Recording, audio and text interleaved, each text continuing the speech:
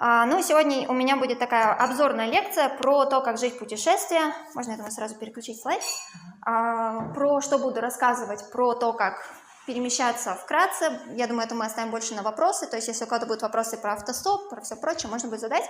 Я расскажу про безопасность автостопа, про плюсы, там, минусы, про то, с какой компанией можно путешествовать одному, там несколько человек, как это вообще умещается там автостоп вообще в путешествие, про то, где ночевать, как искать работу.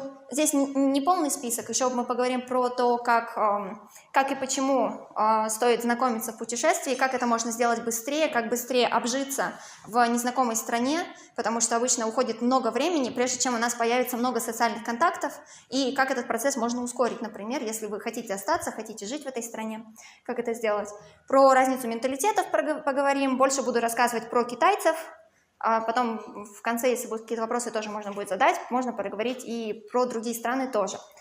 Про другой язык, про то, как эффективно учить языки, про то, почему это интересно и важно учить языки, что они дают на самом деле, и поговорим немножко про очень интересные и редкие языки в том числе.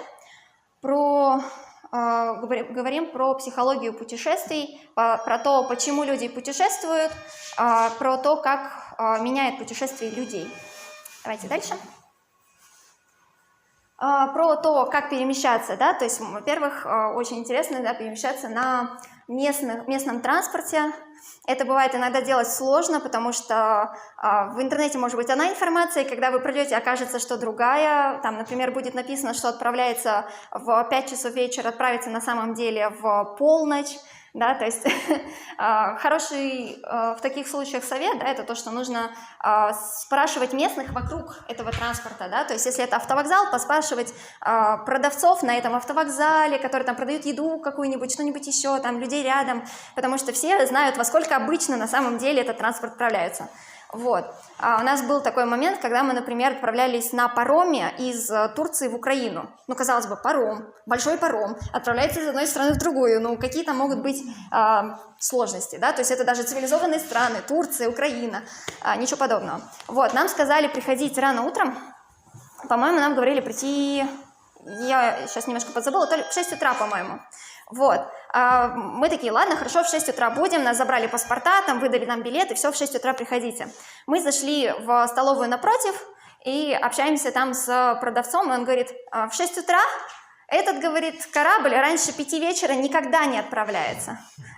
Мы такие, пошли еще раз в порт, говорим, здравствуйте. А вот какое самое последнее время прибытия? Ну, вот, предположим, в 6 утра мы опоздаем, когда можно? Он такой, ну, в 9, вот в крайний срок. Мы говорим, 9, ага. А если вот прям самый-самый крайний? Он такой говорит, ну, чтобы в 12 были. Ну, а если прям вот вообще крайний? Ну, говорит, позже 2 уж точно не приходите. Отправились мы в 6 вечера. Вот, такие дела. Местные поезда, автобусы, ну вот, например, это в Бирме или в Мьянме, как она сейчас называется, поезд, который отходит очень рано утром, даже, по-моему, уж в 2 часа ночи он отходил, потому что днем очень жарко, и они стараются ехать ночью, когда еще прохладно, и конкретно вот в этом поезде там не закрывались двери, то есть можно было высовываться из этого поезда, и там на всей его скорости ты едешь такой, болтаешься. Вот.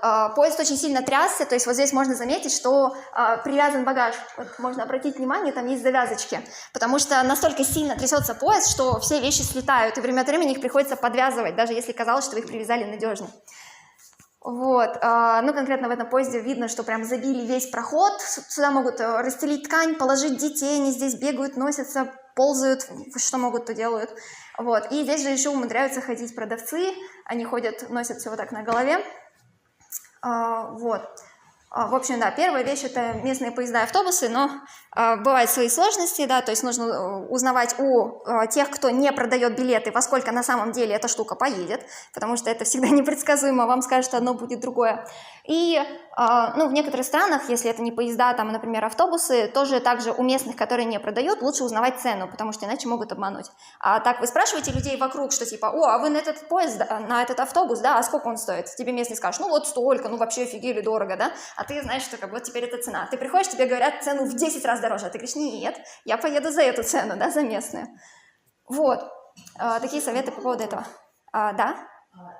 Это же, ну, как бы, особенно всякие маленькие населенные пункты в таких странах, они же обычно там, ну, по-английски-то пару слов могут знать. Как с ними объяснялись? Ну, это будет еще в теме про язык. Вот, то есть на самом деле зависит от страны, куда вы едете, очень важно все-таки хотя бы азы местного языка выучить.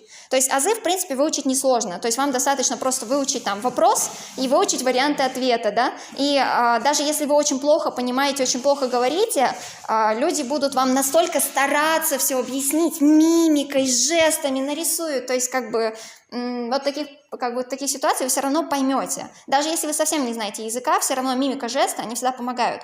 Но если вы знаете хотя бы немножко, чуть-чуть азы, вот чуть-чуть там хотя бы почитали, это очень здорово может помочь. В том числе это иногда помогает людям решать вам дать местную цену. То есть вы просто сказали пару слов, вы больше ничего не можете, но они видят уже, что человек старается, он хочет что-то вот как бы по-нашему говорить, да, и тебе сразу местную цену просто из-за этого могут дать. Вот, поэтому местный язык жестов, калькулятор, все в этом роде работает. Следующий слайд. Да, это вот как выглядит, да, когда вы ездите на местном транспорте. Это в Мьянме мы ездили через виадук. Очень такое древнее строение, мы по нему ехали со скоростью 10 км в час, очень медленно, зато мы насмотрелись на все виды, вот, там все вот это вот открыто, открыты двери, то есть вы все еще можете высунуться вот так из дверей, вам никто мешать не будет. Да, это очень здорово. Правда, людей там настолько много, что приходится вылезать и залезать через окна, вот, но местные возьмут над вами шефство, они увидят, что вы тут новенький, что вы иностранец, вам будут помогать, будут подсказывать, подсаживать, да, вот все вот это будет. Дальше. Это вот просто на контрасте, как выглядят поезда в Китае. Это скоростные поезда, которые ездят со скоростью там 400 км в час. И причем, когда ты едешь в этом поезде, ты даже не замечаешь, что он едет. Ничего вообще совершенно не трясется, и такое ощущение, что вы еще стоите. А потом вы смотрите, там есть такое табло, и там показано там 400 км в час. Это такой, ага, любопытно. Значит, я уже еду. Дальше. А дальше нет, да?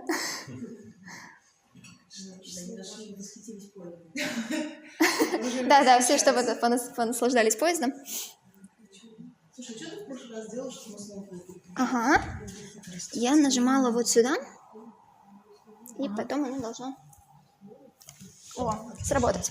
Но это тоже к тому, как выглядят поезда, загруженные в Китае. То есть, ну вот мы видели в Мьянме, да, как это выглядело, как это выглядит в Китае. Кстати, вот на мой взгляд, в Китае намного более перегруженный транспорт, чем в Мьянме. Несмотря на то, что там только один поезд, да, который едет в одно определенное время, естественно, на него стараются успеть все местные жители, да, все равно нет вот такой загруженности. А в Китае рано утром, да, ходит часто, там каждую минуту, да, там ходят поезда, там ходят эти метро, там настолько сильно забито, что вам, во-первых, придется подождать очередь снаружи. Например, если это метро, то это снаружи метро. То есть там по утрам приходят работники метро и выстраивают из заграждений железную змейку. И потом выстраивается вот такая очередь, и вы так медленно вот по этой змейке, она такая еще длинная будет, вы будете ждать входа в метро. Ну, в принципе, вход в метро достаточно быстро, сложности будут потом. Когда вы уже спуститесь на платформу, там будет вот огромная толпа людей, причем это каждый день такое. Вот, и люди, вот их настолько много, что вы даже не можете понять, кто куда стоит. Вот, то есть как бы кто-то на эту часть платформы, кто-то на этой, но люди встречаются вот здесь, да.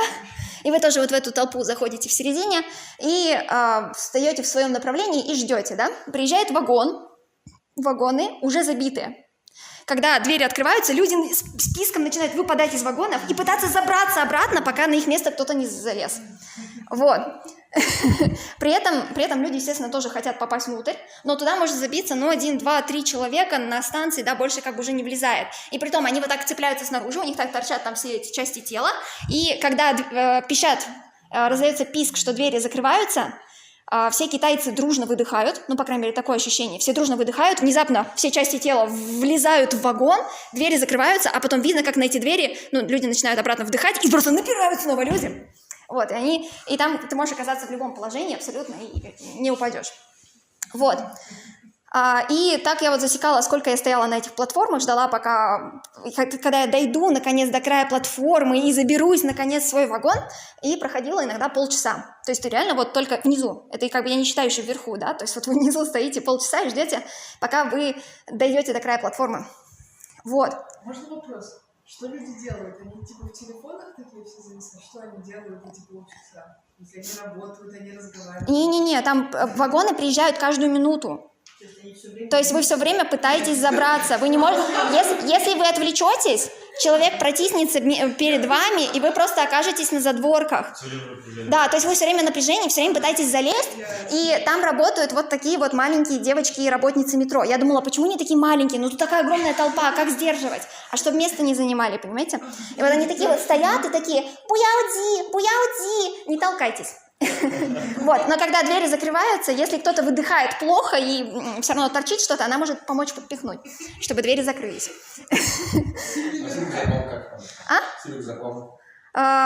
Очень сложно.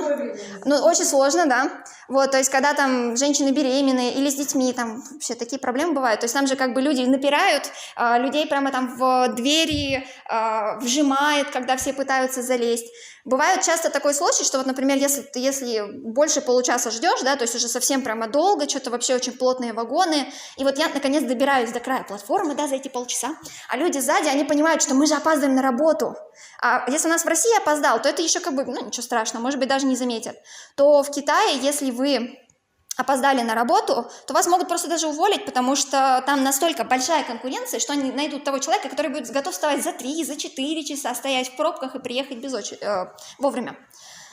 Вот, поэтому люди настолько сильно волнуются, да, что вот когда вы уже полчаса там прождали, и ты думаешь, сейчас я зайду в вагон, сзади люди такие: мы тоже хотим, и когда открываются двери, вот он, плотный вагон, да, люди оттуда вываливаются, в следующую секунду вы обнаруживаете себя уже в середине этого вагона. То есть там просто такая толпа напирает сзади, что вы оказываетесь где-то в середине, без вообще возможности дышать, двигаться, вообще что-либо делать. Я иногда, бывает, оторвана от земли оказываюсь, вот. Да, но нужно двигаться к выходу, да. То есть как бы хорошо тем, кто едут до конечной, на самом деле очень хорошо. Вот, плохо тем, кому нужно проехать пару станций. Потому что при настолько забитом вагоне вам только 3 станции, ну 3 остановки, да, нужно, чтобы добраться до дверей. Вот, а если вы еще оторваны от земли, вам нужно еще сначала на землю попасть каким-то образом, вы начинаете так шевелиться, чтобы попасть на землю, потом типа говорите типа сячха, типа я слезаю, и пытаетесь продвигаться. А что будут делать люди? Люди могут так чуть-чуть выдохнуть, чтобы вы так еще чуть-чуть на сантиметр подвинулись, и вы так двигаетесь к выходу. Новая станция и новая толпа. Да, в этом есть еще свои сложности. А наземный транспорт? Ну, это сейчас, да, тоже как бы расскажу. На наземном транспорте там по-разному бывает. Бывает проще, бывает сложнее, там свои особенности. Ну, сложнее в том плане, что там как бы метро, но иногда все-таки быстрее. Наземный транспорт, он может вот так вот еще ехать, все там будут вылезать, залезать, это может быть тоже очень долго, зависит от того, куда едете. Ну вот у меня, я жила там от 3 остановок, где я работала, да, и у меня там просто была река, и я не могла перебраться по земле, потому что там была скоростная трасса, по ней нельзя было ходить, а обходить там было очень далеко. Вот, и автобусы, естественно, тоже так далеко ездили. И вот всего пару станций оказалась вообще большая проблема. Пришлось переезжать из-за этого. Вот. И получается, что да, вам нужно 3 станции добираться к своему выходу. Вот. А из-за того, что люди очень плотной толпой сюда забираются, иногда получается так, что двери оказываются сломаны. И вот вы 3 станции добирались с середины вагона до своей двери, а она не открывается. Ну, то есть внутренняя открылась, а внешняя не открывается. Вот. Но люди в таких случаях выламывают двери. И никто им ничего не скажет, потому что люди праведно хотят попасть на работу, что им скажешь. Вот. Поэтому, это я попозже еще хотела сказать о том, что почему интересно в путешествиях не только, вот просто путешествовать, но интересно пожить, поработать, побыть местным. Потому что есть вещи, которые невозможно понять, будучи просто туристом. То есть, когда я только приехала в Китай, я не могла понять, почему люди на улице такие вежливые, все так это раскланиваются, все, типа, вот не трогаем вас. А как только ты заходишь в метро, такое чувство, что они готовы тебя убить. Ну, когда ты идешь в середине дня, там вроде бы не плотно, да, то есть вроде свободно, но все люди такие вот с такими локтями стоят на изготовке, двери открываются, такие запрыгивают, на место сели, такие счастливые, я даже сижу. Вот, и ты думаешь, да что за дикие варварские привычки. Когда ты начинаешь ездить по утрам на работу, понимаешь все и даже больше. И потом, когда ты начинаешь работать, да, то есть ты еще видишь их деловое общение, как ценят, не ценят людей на работе, как с ними обращаются. Вот, и действительно очень многое понимаешь о людях и менталитете. Гораздо больше, чем просто путешествовать. Но это будет еще позже тема. Дальше. Ага. Про путешествие, если вы собираетесь ехать самостоятельно и, например, хотите поехать на байке, на мотоцикле, где-то с этим легче, где-то с этим сложнее, да, то есть зависит от страны. Например, в Юго-Восточной Азии это супер просто, да. В Африке с этим сложнее, потому что как белому будут очень сильно заламывать цены, и нужно тогда искать друзей, которые африканцы, да, которые помогут тебе купить байк, и ты так вот через несколько рук их купишь, тогда будет местная цена. Вот, в Азии с этим проще. В принципе, это достаточно интересно, вы можете забраться в разные труднодоступные уголки, да, куда, может быть, даже не всегда легко добраться автостопом, но лично мне чуть-чуть меньше нравится именно путешествовать долгое время на байках, потому что вы предоставлены самому себе. И, то есть, вы постоянно в своих мыслях. Если есть если есть вот такой запрос именно на подумать, то, да, здорово. Я обычно еду в страну, чтобы увидеть, пожить именно местной жизнью. Не сколько увидеть, сколько именно пожить, побыть местным, понять их культуру. То есть, для меня все-таки на мотобайке хорошо путешествовать по местности. То есть, куда-то приехать, жить, взять мотобайк и уже там кататься. Вот. А если куда-то ехать именно далеко, то мне больше нравится автостоп. Вот, есть еще разные сложности, например, что там будет часто ломаться, может быть, байк, да, зависит еще от того, что попадется, вот, и в разных странах их по-разному чинят. То есть, если в Таиланде вы отдали байк, вы знаете, что вам его починят, если вы улыбаетесь вежливо, то вам дадут местную цену, все будет недорого, все будет хорошо. Если вы пришли букой и отдали байк, то вам будет очень дорого, можно даже сразу забирать, если вы забыли улыбнуться. Вот, но если, например, вы поедете в Лаос и будете отдавать байк там, то нужно постоянно смотреть, что именно делают, очень внимательно, потому что они могут снять цепь и просто кинуть ее также вот так прямо в песок, а потом они ее поднимут, поставили на место. Естественно, вы далеко так уже не уедете, да, то есть они, может быть, ее даже маслом-то уже не будут смазывать, а может быть, так сверху смажут, но все равно она вся будет в песке. Вот, то есть в разных странах будет очень по-разному. И опять же, байки тоже везде разные, где-то автомат, где-то полуавтомат. Полуавтомат вообще очень интересная конструкция. Но, например, в Мьянме налог на ввоз нового транспорта очень высокий, поэтому там очень древняя техника. И когда ты едешь, на ней не работает все. Вот, но при этом она едет. Кстати, вот можно следующий слайд. Вот, и это как раз к слову о вождении в Азии, о правилах вождения, что вот у вас не работает ничего, у вас нет поворотников, у вас нет боковых зеркал, но на самом деле в Азии никто этим не пользуется, никто вообще не знает, зачем нужны боковые зеркала, их скручивают, и красавицы, наверное, в деревнях используют, чтобы в зеркало смотреться, вот, потому что никто вообще не заботится о том, что происходит сзади, то есть это как в игре, вы проехали, да, вот у вас новая территория прогрузилась, старая, все, ее уже нет, она удалилась, вот, и люди все ездят примерно вот так, если им нужно повернуть, они тут же повернут, вообще не думая о том, что происходит сзади. Вот. И к этому вы достаточно быстро привыкаете, и вы очень внимательно мониторите тех, кто едет перед вами. Не забывайте бибикать время от времени, потому что пока вы бибикаете, вы существуете. Если вы не бибикаете, значит, вас вообще нет. Вот. И уже не смотрите тоже назад, потому что сзади люди мониторят вас. А если вы будете смотреть еще и туда, то вы точно врежетесь, потому что все ездят в любую сторону. Если вы привыкнете к мысли, что даже если здесь бетонный забор и вот вообще как бы одностороннее движение, вы должны знать, что байк может появиться из ниоткуда. Там обязательно есть какая-нибудь щелочка, он сейчас выскользнет оттуда, поедет в любую сторону. То есть если вы к этому готовы, если вы уже привыкли к этой мысли, ничего с вами не будет. То есть сколько я там ездила, ни разу не попадала ни в какие аварии. Я попадала в аварии, когда я была пешеходом, гораздо опаснее. Даже когда вы идете по тротуару в светлое время дня, вас все равно могут врезаться. Это уже отдельная история.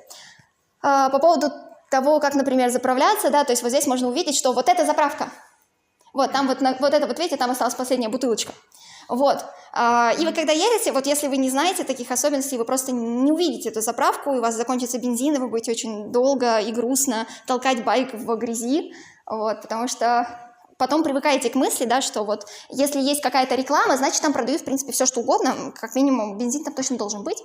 Вот, и привыкайте к виду, да, что если бутылки, если они еще чем-то подсвечены, то это точно бензин, это точно туда.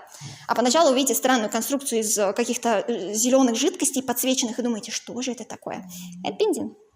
Вот, можно дальше. Это, да, к слову о том, как люди ездят. Это Вьетнам.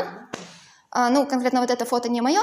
Но здесь можно увидеть, как, в принципе, много мотоциклов. Но здесь еще прилично выглядит. То есть бывает, я вот не нашла там, я где была в... как же он называется? Знаменитый курорт, куда многие русские ездят, там есть такое кольцо, на котором просто собираются все байки, и всем нужно поворачивать в разную сторону, и никто, естественно, ни с кем не договаривается, в какую сторону он будет поворачивать, и там просто можно увидеть, насколько все это тяжело. То есть. И в Ханое, конечно, тоже очень все перегружено, это тоже опасно просто бывает переходить дорогу, да, то есть можно сразу увидеть людей, которые здесь уже давно, и людей, которые здесь недавно. Те, которые недавно, они стоят вот так вот около дороги, потерянные, несчастные, не знают, что им делать, потому что байки едут, и никто их пропускать не будет. Вот если вы видите здесь вот этот вот пешеходный переход, это просто как бы просто линии на асфальте, это ничего не значит. Абсолютно. Вот, если вы хотите перейти, то самое главное правило, которого вы должны придерживаться, вы должны идти с одинаковой скоростью. То есть вот вы начали свое движение, вы видите, что на вас летит байк, вы продолжаете идти точно так же. Ни в коем случае не останавливайтесь и не бегите. Если вы остановились или побежали, тогда будет авария. Если вы продолжаете идти, и даже вот вы видите, что вот сейчас будет столкновение, он вообще-то на это рассчитывает. Он знает, что вы будете идти с такой скоростью, он вас объедет. Вот, просто продолжайте идти. Это очень неочевидно на первый взгляд. Вот, еще можно, в принципе, сделать вот так и пойти. Так вас просто больше видно, да, особенно если вы низенький. Самый безопасный вариант – это собираться большими группами. То есть у меня до сих пор осталась такая привычка, когда я вижу, что куча людей переходит дорогу, я сразу же к ним присоединяюсь. Потому что чем вас больше, тем больше вариантов, что вас, скорее всего, заметят и уж точно уже не собьют. Вот, но в целом, как бы, да, люди просто вас будут объезжать со всех сторон, и никто даже не подумает, что вас надо пропустить. Просто вот так вот байки со всех сторон ездить, практически задевать вас зеркалами, если они у них есть, но, слава богу, почти ни у кого там зеркал нет. Вы просто продолжаете идти с ровной скоростью. Вот, они возят на заду байка все, что угодно, в том числе это может быть и живое животное. То есть тут оно вроде бы не живое, но они бывают и живые. То есть они еще вот эти вот огромные туши, они еще там сопротивляются тому, что они едут. Вот, там просто все асы вождения, да, то есть все водят замечательно, но тем не менее вот это брыкающееся животное, либо, по-моему, там дальше нет у меня фотографий, есть еще, когда... мебель перевозят, что-то еще, и там может быть на 2-3 метра вверх, и вот со всей этой конструкцией человек едет, вот. Выглядит очень опасно, но при этом аварий случается мало. Вот. А если они случаются, то люди, когда врезаются в друг друга, происходит интересная вещь, да, то есть в России, если люди врежутся, все такие сразу выйдут. Так, кто здесь козел? Так, это, наверное, ты виноват. И начинается, да. В Азии люди врезались, встали, обнялись, что типа здорово, что оба живы остались, сели на байки, разъехались. Потому что раз уж въехали, значит оба виноваты, правильно? Вот. Кто-то не рассчитал. Вот. И поэтому они действительно так просто обнялись, разъехались. Очень прикольно. Но это, конечно, не относится к иностранцу. Вот. Если вы иностранец и в чем-то виноваты, бывает по-разному, да, потому что азиаты, они иногда как дети, они могут быть очень обидчивы, очень сильно. Вот, и поэтому очень важно признать, может быть, даже свою вину, даже если ты не прав, ни в коем случае не качать права, потому что были случаи, когда люди жили по много лет в Таиланде, случалась вот какая-то там небольшая авария, кто-то кого-то поцарапал, и русский начинает наезжать в своей обычной манере, что типа, ну это же ты виноват, ну ты в меня врезался, ну ты посмотри, сколько ты там свиней везешь на своем багаже, да? Вот. И в результате тайцы, они никогда не выступают один против одного, они собирают группу людей, то есть они как дети, они очень сильно обижаются, они приводят всех своих друзей на сходку к себе, там, знаешь, как раньше было, да, вот разбираться. И в результате люди, даже прожив много лет в Таиланде, им приходилось покидать Таиланд, потому что их вот эти люди зажимали. Вот, это есть такой момент. Следующий слайд. А можно вопрос? Да. А если ты виноват, признаешь свою вину, извини, да, я виноват, можно всегда решить? Да, всегда решить. Ну, иногда, может быть, там придется решить как-то деньгами, но обычно немного не попросить. Тем более, если ты улыбаешься, если ты ведешь себя хорошо, ведешь себя как таец, ой, да, вот как нехорошо, извини, то они скажут, ну ничего, брат, езжай. Вот, а если начнешь как-то вот возмущаться, хотя бы хмуро смотреть, то будут проблемы. То есть, если я доброжелателен, мне это много стоить не будет в любом случае? Ну, зависит от аварии, конечно. Если там всю машину раскурочить очень дорогую, то там, конечно, не отделаешься, но в целом, скорее всего, все будет хорошо. Вот. И в любом случае, даже если как бы что, они будут стоять даже в милиции горой за своих. Поэтому в любом случае доказать, что ты не виноват, будет либо сложно, либо это будет дорого тебе стоить в том плане, что ты не сможешь остаться жить в этой стране. Поэтому вот так. Всегда лучше быть доброжелательным. Да, иногда вождение может осложняться, но это на самом деле очень классный фестиваль. Это фестиваль, это Новый год. Санкран. По-моему, Санкран это в Таиланде, да, у нас называется, а в Мьянме забыла как. Ну, в общем, это праздник Новый год, где люди обливаются водой, и когда тебя обливают, то как бы они смывают с тебя грехи.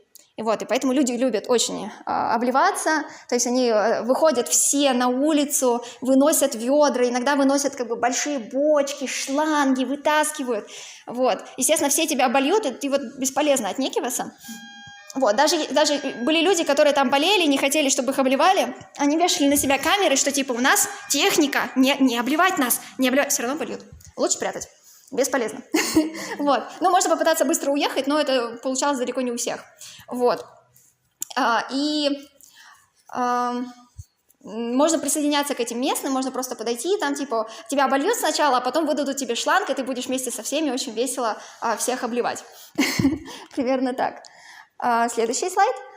И даже они могут арендовать целую такую цистерну и обливать. Они просто могут устраивать посты, то есть они перекроют всю дорогу и будут обливать всех едущих мимо, поэтому, когда вы едете на байке, лучше остановиться, потому что если вас струя догонит, то вы, скорее всего, с байка слетите. Поэтому лучше остановиться, покорно, тебя обольют с головы до ног, и ты поедешь дальше. Примерно так. Да, и молодежь, она даже снимает специально такие большие грузовички, на которых они все забиваются сзади, ездят для того, чтобы их всех по городу обливали. Это очень прикольно. На самом деле праздник действительно классный. Там они устраивают посты, останавливают машины и просто так дарят всякие напиточки, традиционные сладости. То есть они прямо готовят, прямо тут же они тебе их дарят. На некоторых постах, естественно, там просят денежку, но обычно очень маленькую, прям даешь там, не знаю, чуть ли не копейку. Все, проезжай, то есть это чисто такой ритуал. А если человек отнекивается, то они могут засунуть шланг прямо в машину и все залить. Типа, раз ты отнекиваешься, значит, очень греховный тебе надо. Дальше. Да, есть еще путешествие на велосипеде. Тоже как бы мне очень понравилось тем, что я после этого чувствовала себя очень сильно отдохнувшей. То есть, несмотря на то, что это были очень большие такие физические нагрузки, потом, когда заканчивается путешествие, ты чувствуешь, насколько это было здорово. То есть, такие физические нагрузки, сон на свежем воздухе, я готовила тоже на костре, то есть, потом ощущение, что как бы нирвана пришла. Но есть момент, что, да, тоже очень долго находишься наедине со своими мыслями, по крайней мере, первое время. Потом, это я ездила с Питера до Перми, на велосипеде, да, причем ехала не по прямой, а через Золотое кольцо, заездом в города, там на всякие музеи. И, представляете, с какого-то момента мы стали уже популярны, нас уже знали все, кто мы, куда едем, и очень часто рядом с нами притормаживали машины, и вы с нашей скоростью ехали, там высовывались люди, с нами разговаривали, единственный вывод, главный, я имею в виду главный вывод, который я сделала, это что велосипед должен быть очень хорошим, потому что я была студенткой в те времена, взяла очень простой, очень дешевый китайский велосипед, и, конечно, это было не очень хорошее решение. Если будут вопросы про это, то я думаю, попозже об этом поговорим. В конце лекции можно задать. Да, по поводу других стран, это, например, велошеринг в Китае. Конкретно здесь я сфотографировала свалку этого велошеринга, но некоторые из них рабочие, на самом деле. Просто люди в Китае очень безответственно относятся к чужой собственности, и человек может взять совершенно рабочий, обычный байк и положить его в лужу, чтобы перейти, не замочить свои ножки.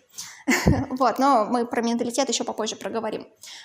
И такие байки, велосипеды очень дешево стоят, то есть их можно взять за 1 юань, то есть за 10 рублей, и кататься час.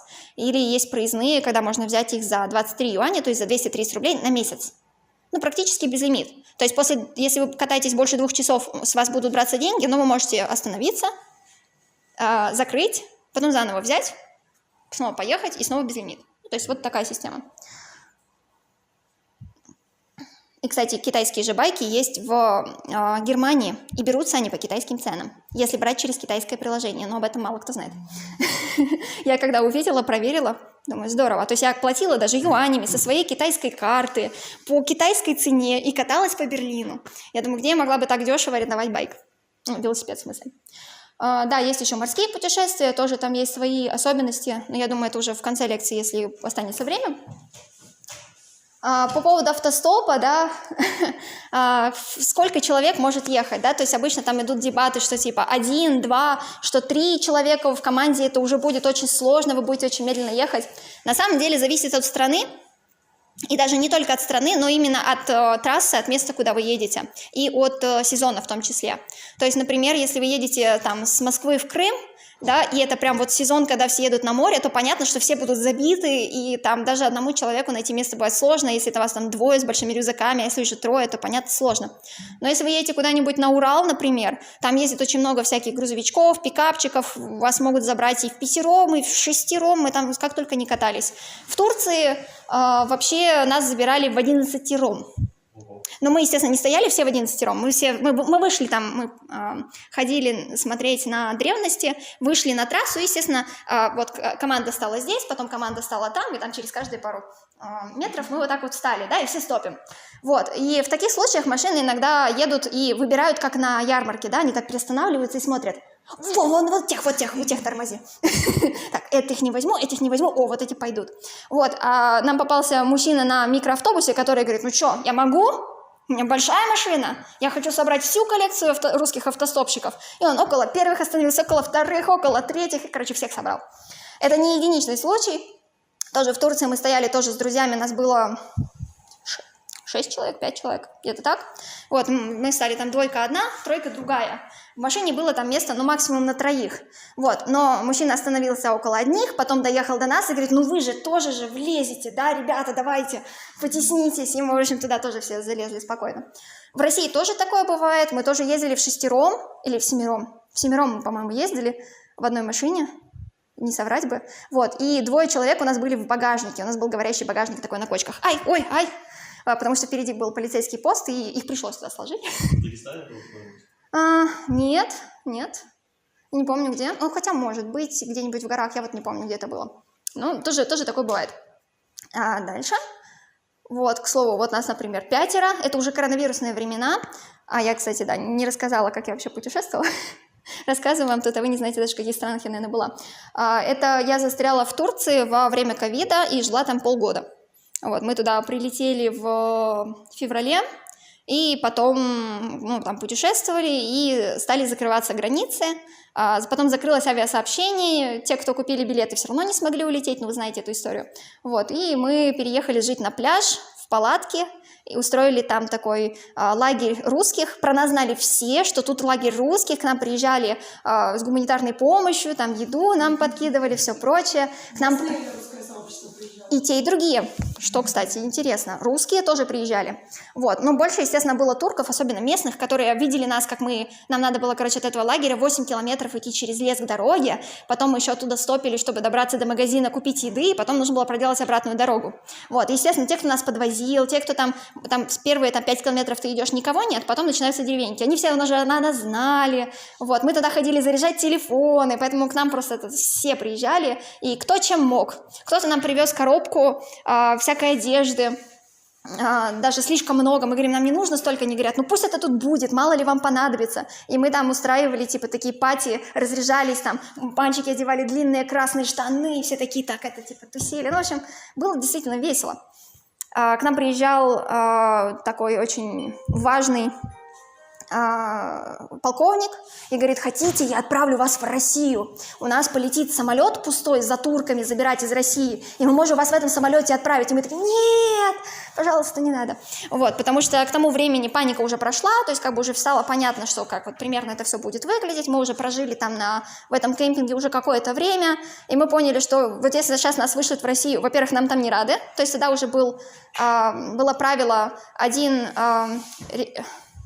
как это было, один регион прилета, то есть если вы живете в Москве, то приезжайте, а если не в Москве, ждите рейса в ваш город, и должно набраться достаточно человек, чтобы мы вас повезли, правильно? Вот, поэтому уехать тогда тоже возможности не было, то есть нас вроде как в Москве никто не ждет, но тем более пришлось бы сидеть по карантину неизвестно где, в холодных квартирах, а мы тут на пляже, около моря, с горячими источниками, хорошей компанией, мы там устраивали мероприятия там по йоге, рассказывали друг другу лекции про путешествия, учили языки, учились, как играть на гитаре. У нас там был француз, который закончил консерваторию, он нам объяснял, как играть, вот. Кто-то там еще что-то мог, кто-то там был там инженер, там кто-то еще. Нам, в общем, очень много разных вещей мы друг другу объясняли, так что это были очень полезные 2 месяца, было очень здорово.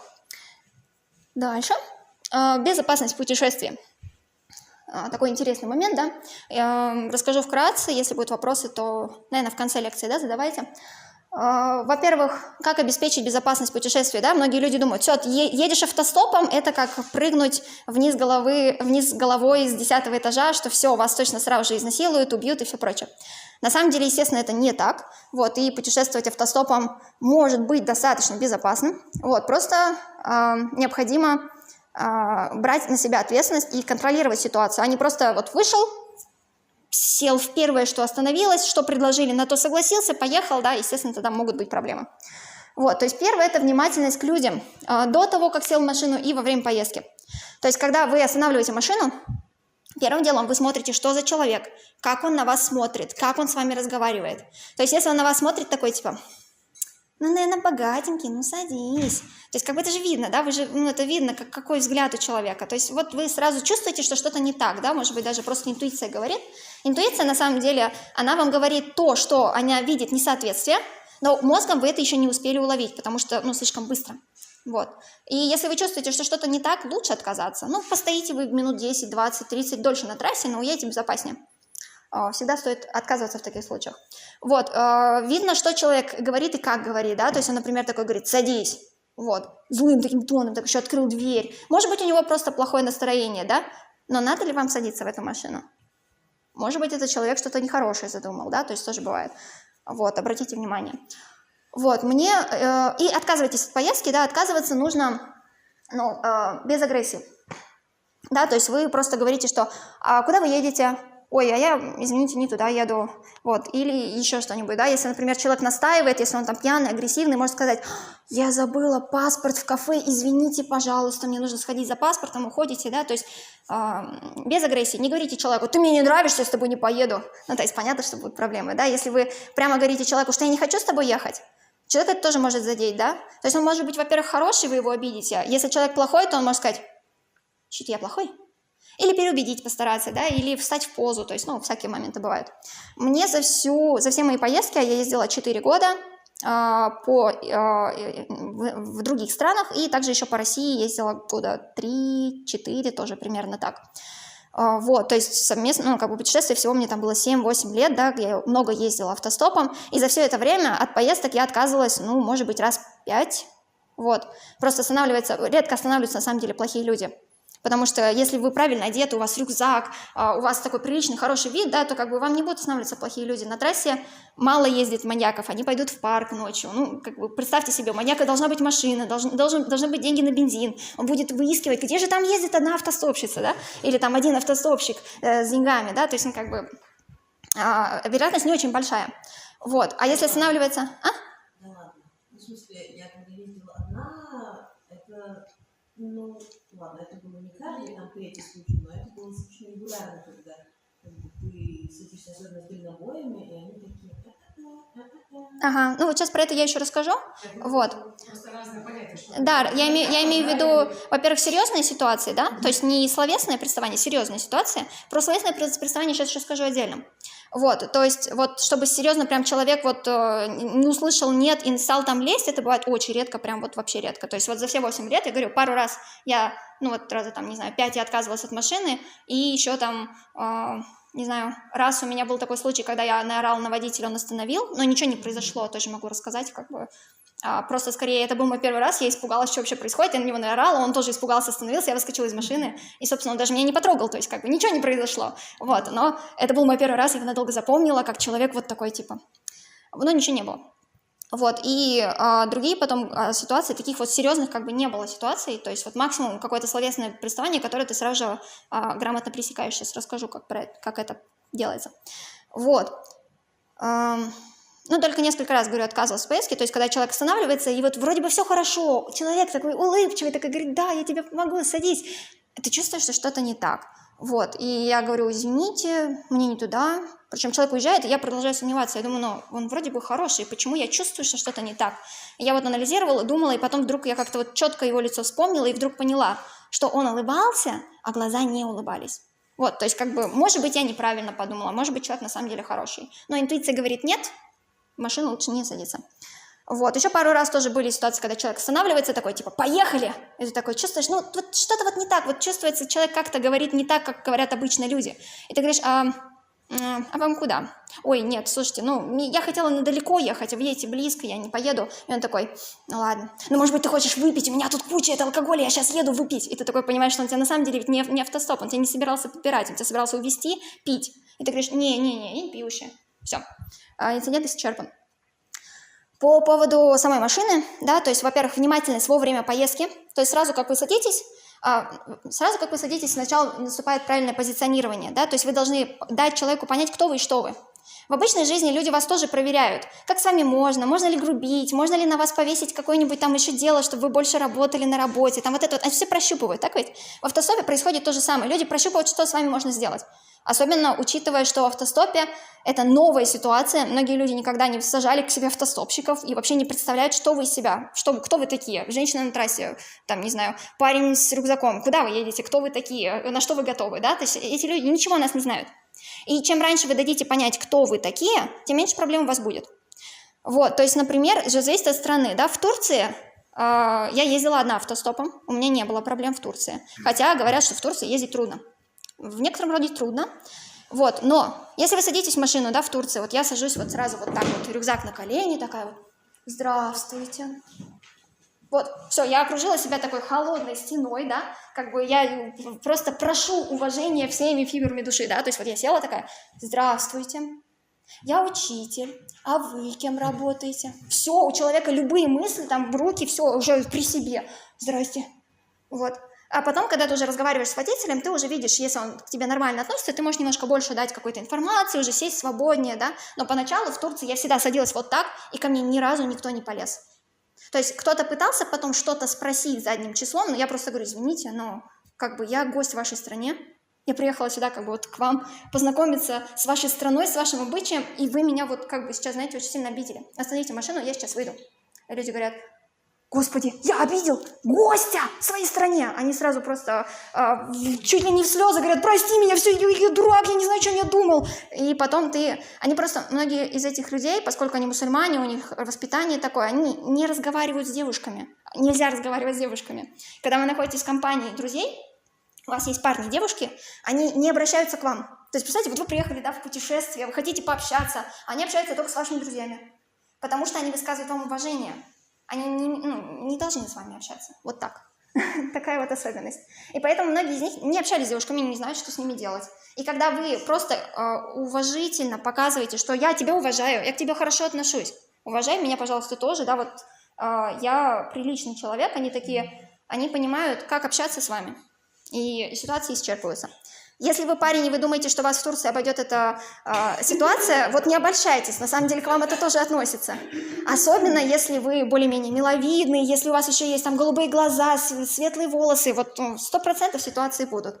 У нас, я же говорю, у нас собралась большая коммуна русских, да, и вот ко всем приставали, даже к тем, даже к парню, который выглядел как вот такой русский, такой-то бандит, там, он в прошлом был немножко другим человеком, сейчас он стал таким добрейшим, но вот как-то у него внешность, да, не говорит, что он такой. И даже к нему приставали, так что не переживайте. Вот. Но я... Вот это вот все донести и объяснить, да, что я тебя уважаю, там, я тебя для этого надо знать язык, особенно в Турции, если где-то... И да, и нет. То есть первая моя поездка автостопом в Турции была такая, ну, в общем, обычно я учу язык до того, как я приехала в страну, но здесь я приехала в дом для всех увидеть своего лучшего друга. Мы с ним не виделись к тому времени уже года 3. Вот, по-моему. И я просто приехала его увидеть. То есть, как бы, у меня не было прям планов, что я буду путешествовать по Турции. Я приехала недели на 2, у меня была работа в Китае. Это потом, как бы, из-за ковида все отменилось, и я осталась там жить. У меня не было цели, я не учила язык вообще. Я захожу в магазин, я даже не знаю цифры, я думаю, докатилась. Вот, но было забавно позаимодействовать без языка, тоже я очень многое для себя открыла. Как со мной общались люди, вот как мы пытались выстроить взаимодействие, тоже было очень интересно. Вот, и первая моя поездка, она была такая, мне выписали на листочек, что мне говорить. И я останавливаю машину и такая, и человек на меня такой смотрит, типа, прямо, ну, так даже ничего не говорит, но показывает, потому что он, в принципе, понял, что я, наверное, хочу спросить, а не могу прочитать, там просто вот нечитаемые буквы для меня были. Я вот так смотрю, и Нерегидиорсонос я не могла выговорить, я так смотрю, такая, вот. И просто я ехала с людьми, никто ко мне не приставал, потому что невербаликой можно сказать очень много, и просто как я сажусь, как я вот просто даже там что-то разговариваю, люди сразу это видят. И сразу намного меньше вообще каких-либо вопросов, даже у русских дальнобойщиков. Но русским дальнобойщикам надо еще словами сказать. У нас русские люди упорные, но они упорные не потому, что они злые, а потому что мне, например, дальнобойщики признавались. Был у меня такой забавный случай на границе с Польшей. Я уже перешла границу, и уже вечер, смеркался, я была в Беларуси, мне нужно было в Россию, в Москву. И мне нужно было быстро доехать, поэтому я уже стопила вечером. Уже как бы темнело, и я понимаю, что мне нужен дальнобойщик, потому что дальнобойщик поедет далеко, ну, как бы ловить попутку, легковую, она может ехать куда-то недалеко, и тогда я застряну. Вот, и я ловлю, естественно, только дальнобойщиков, когда едут легковые, руку убираю, снова только дальнобойщиков, и мне останавливается машина, я туда, естественно, радостно добегаю, потому что уже почти совсем темно. И это буквально вот такой последний шанс, прям вот не волноваться, потому что по темноте по-разному бывает. На самом деле тоже достаточно безопасно, могу рассказать потом, но на тот момент как-то вот мне было важно уехать рано, потому что там еще были дорожники, которые на меня смотрели, мне не нравилось, как они меня смотрят, мне надо было уехать. Вот, и останавливается машина, я добегаю до нее, и тут высовываются двое дальнобойщиков. И я такая, так, мне нужно в 2 раза больше внимания, понять, что за люди, могу я с ними ехать или нет. И я такая... Ой, здрасте. Они такие, ну так что, ты поедешь? А вы куда? Вот, я, короче, такая стою, им устроила целый допрос. Обычно я все-таки быстрее решаю, могу я поехать или нет, но здесь как-то я прям устроила им целый допрос, они его с честью выдержали. Вот, я к ним села, они такие едут и говорят, можно вопрос? Я говорю, ну давайте. Ну ты же нас испугалась, да? Я говорю, ну вы большие дяди, страшная, я же как бы маленькая девочка, еду автостопом, они такие... Все, мы тебя не обидим. Вот, ну все, как бы едем, общаемся. Ну, вы с каждым водителем, на самом деле, будете по-разному разговаривать, в зависимости от того, вы почувствуете, что на самом деле водитель, какую роль он вам уже заранее записал, да, подходит она вам, не подходит, и безопасная эта роль, небезопасная. Иногда, да, вот можно так сказать, ой, я маленькая девочка, и они такие, все, мы тебя защитим, не обидим, там, это прочее. А иногда нужно сказать, я бравый путешественник, везде езжу, они такие, уважаем. Это приходится опытом. Вот, и еду, значит, я с ними, мы с ними уже проговорили там про все, там уже такие дружбаны, да, и в какой-то момент такие говорят, слушай, ты не обижайся, пожалуйста, можем тебе задать вопрос? Вот, только не обижайся. Я такая, ну, ладно, что за вопрос? Слушай, а ты точно не хочешь, ну, того самого? Я говорю, а что, я похожа на человека, который хочет? Не обижайся, просто, понимаешь, а вдруг ты хочешь, а мы как мужчины вот тебе не предложили, и ты страдаешь, ты же обидишься. Вот, я говорю, не. Все, как бы едем дальше, они такие, все, мы как бы просто спросили, обижать не будем, все. И довезли меня до Москвы. Они, поскольку были вдвоем, у них был груз, цветы, которые нужно было везти очень быстро, и поэтому я в Москве была просто очень рано утром. Классная машина, то есть мне никто не обижал, я спала, поскольку их было двое, они не были уставшие, не надо было никого ночью развлекать, да, там, общаться, чтобы они не уснули, то есть вообще машина была идеальная. Но люди все равно спросили, потому что, ну а вдруг ты страдаешь, а они как мужчины галантно тебе ничего не предложили. Вот. Сейчас они, если одни ездят, они на ночь обязательно останавливаются, так не поедешь. Не надо никого ночью развлекать. Ну, через сколько-то часов... По-разному бывает. По-разному. Я ездила и ночью на дальнобойщиках, они все равно ездят до сих пор. Никто ими на самом деле не пользуется. Либо у них есть несколько карточек, в том числе карточки напарника, у них есть уже посты, где они уже договорились и платят взятку. Мне попадаются только те, которые пользуются, и если не стоят на 40 минут отдыха, они просто не... У всех по-разному. В Европе обычно так, в России часто вот просто забивают. Сколько ездила, до сих пор так. Но, естественно, да, разные бывают. Но опять же, даже если я с ним говорила, да, он там отстой полчаса, ты как бы прикидываешь, если тебе резон пересаживаться, если тебя все устраивает, ты посидишь с ним полчаса и поедешь дальше. Ну, ты можешь дольше поставить на трассе, там, поймать первую машину. Ну да, я думаю, что там вот все такое мы обсудим еще в конце лекции, что-то перейдем дальше. Вот.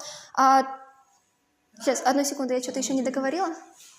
Я хотела еще сказать во-первых, внимательности во время поездки, да, обращать внимание, почему и что человек тебе говорит. То есть, как бы, обращать внимание, почему он спросил, замужем ты или нет, да, он спросил, потому что он хочет подкатить, либо ему просто интересно, да, спрашивает он у вас, будете где вы ночевать, он хочет просто узнать, все ли с вами в порядке, либо хочет узнать, есть ли у вас деньги, да, то есть вы вот, нужно просто внимательно обращать, может быть, даже спрашивать наводящие вопросы тоже, да, и самое важное, что я вот выяснила для себя, нужно быть искренним обязательно, без агрессии. То есть поначалу многие там девочки-автостопщицы, когда начинают ездить, они начинают отшучиваться, да? Человек им что-то предлагает, они такие хихи, не-не-не. Вот, и человек думает, что он с ними играет. Она хочет, но просто нужно это побольше референсов. Вот, и в результате потом возникают неприятные случаи, да? То есть нужно сразу искренне говорить о своих намерениях, о своих чувствах. То есть вот я говорю, турок только-только начинает мне что-то говорить, я ему говорю, слушай, мне вот сейчас очень неприятно, ты вот меня как гость из своей страны, зачем ты вот так со мной обращаешься? И все. То есть я не говорю агрессивно, я не говорю, как ты посмел, да? Я там не перехожу на личность, я просто говорю, слушай, я себя чувствую очень некомфортно, останови, пожалуйста. Вот, и все люди обычно на это реагируют адекватно. Вот. Есть, конечно, ситуации, когда совсем плохо, да, у меня этих ситуаций не было, вот, но были у моих знакомых. Многие из ситуаций, из которых возникают, да, мы иногда, ну, немногие, я так не скажу, но бывают ситуации, во-первых, в которых мы просто не успели, да, уследить за чем-то, это ни в коем случае не вы виноваты, жертва, естественно, не виновата, да, но бывают ситуации, когда просто нужно было обращать внимание, но мы были слишком уставшие, либо что-то еще, то есть многие ситуации плохие в автостопе происходят, когда очень уставший человек просто останавливает первую машину, не слушает внутренний голос, даже если внутренний голос говорит «нет», а ты садишься, едешь. Вот у многих людей, у которых были прям плохие ситуации, они попадали в ситуации именно таким образом. Вот, то есть это я к тому, что это не рядовые ситуации, это не то, что просто вы сели, вам казалось, что человек классный, что-то случилось, как правило. Вот. И одна моя подруга, она придумала очень прикольный способ, как, например, сделать так, когда уже совсем все плохо, как избежать ситуации, да. То есть вам нужно вывести ее из такого эротического контекста в неэротический абсолютно, да. То есть она начала кашлять, пока она специально начала кашлять, потом она уже не могла остановиться, потом она уже так вызвала пену изо рта, ее там даже стошнило, по-моему, короче, водитель настолько сильно испугался, что он уже ничего не хотел, лишь бы она не умерла прямо сейчас в машине, ему не пришлось за это отдуваться, он отвез ее на железную дорогу, купил ей билет, говорит, езжай отсюда нафиг. Вот, то есть хороший способ, да, потому что когда вы боретесь против человека, не факт, что вы победите, да, особенно если вы не владеете боевыми искусствами, да, то, скорее всего, человек вас победит, и это оружие может обратиться против вас. Если это баллончик, то, опять же, закрытая машина, да, то есть, опять же, если он едет, да, и на него баллончиком, то еще будет хуже.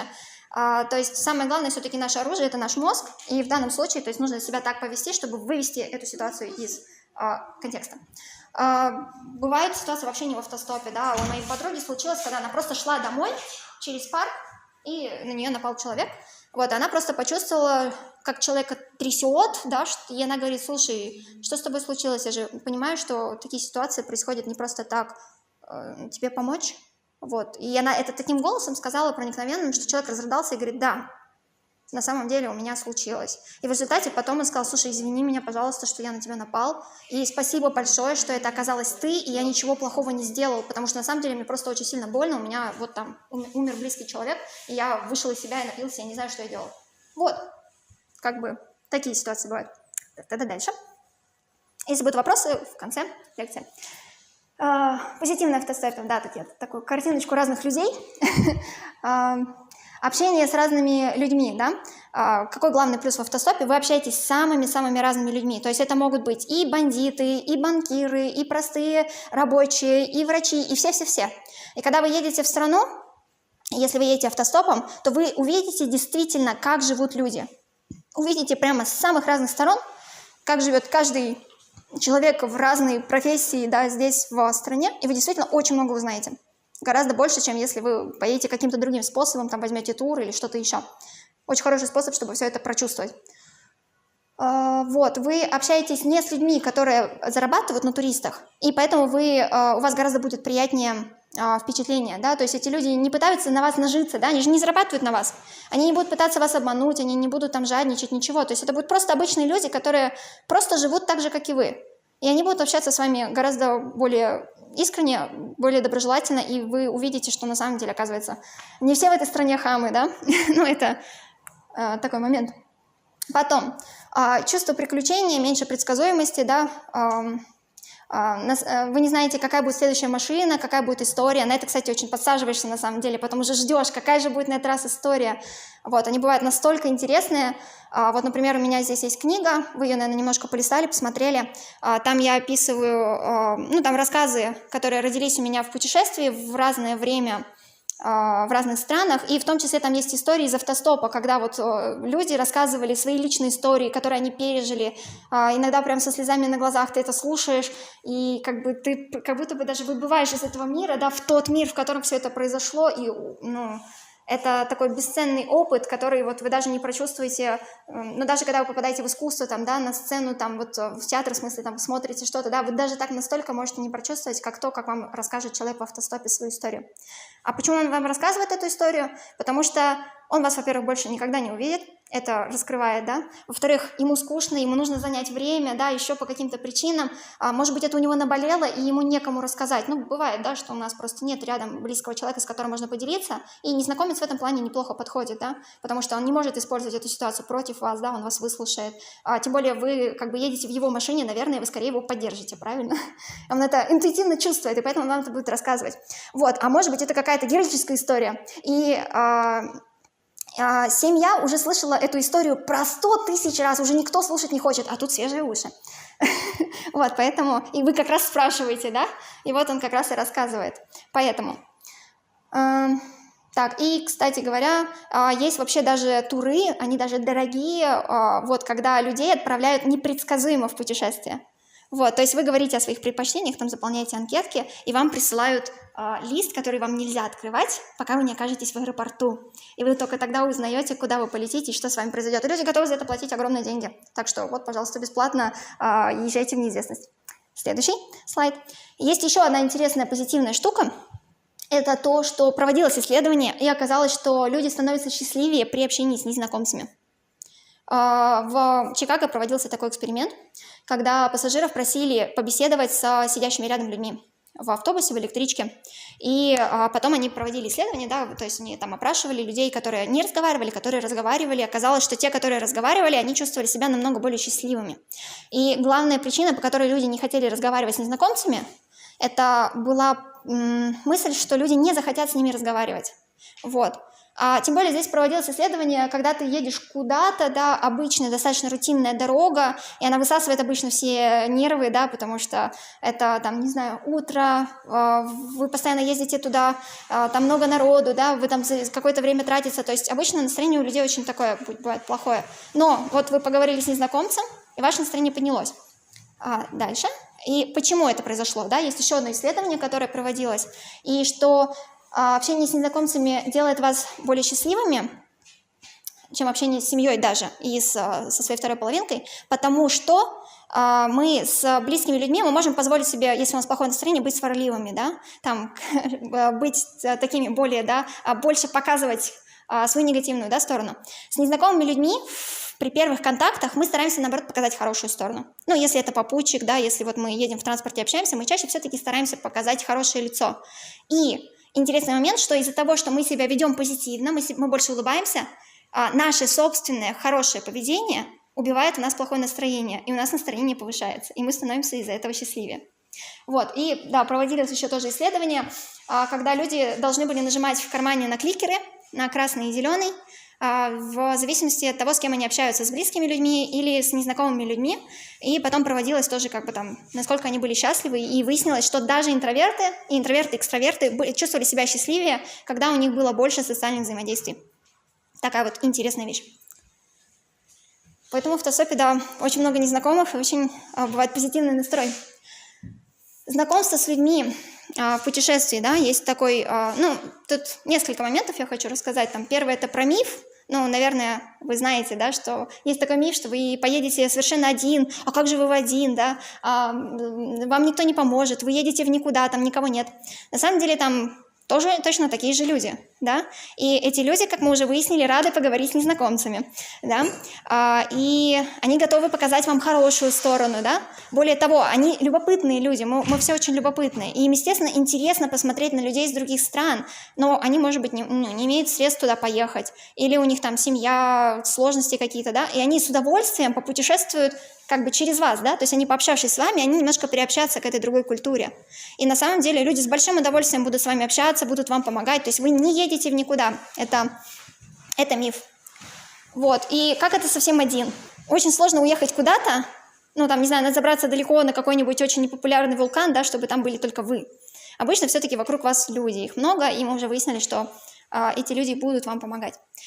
О том, как вот, например, вы приехали жить в другую страну или даже просто путешествовать, и есть такая сложность, что вам нужно много времени, прежде чем вы наработаете такой же круг социальный, да, который у вас был дома. То есть у вас появятся разные знакомые, которые вас будут куда-то звать на какие-то мероприятия, с которыми будете проводить вечера, да, и иногда на это требуется очень много времени.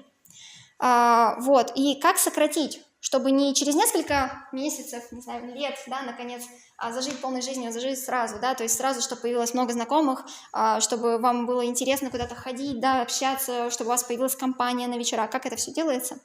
Что на самом деле знакомиться очень просто. И для этого не обязательно там выдумывать какие-то встречи, на которых вас должны познакомить, да, там, ну, бывает сложно знакомиться, особенно когда это другая раса, другой язык, вы не знаете, вы думаете, подойдете к человеку, он скажет, что ты ко мне подошел, да, то есть в больших городах у нас принято, что типа вот, держи дистанцию, ближе подходить неприлично, нельзя разговаривать, да, то есть у нас есть такой вот миф, да.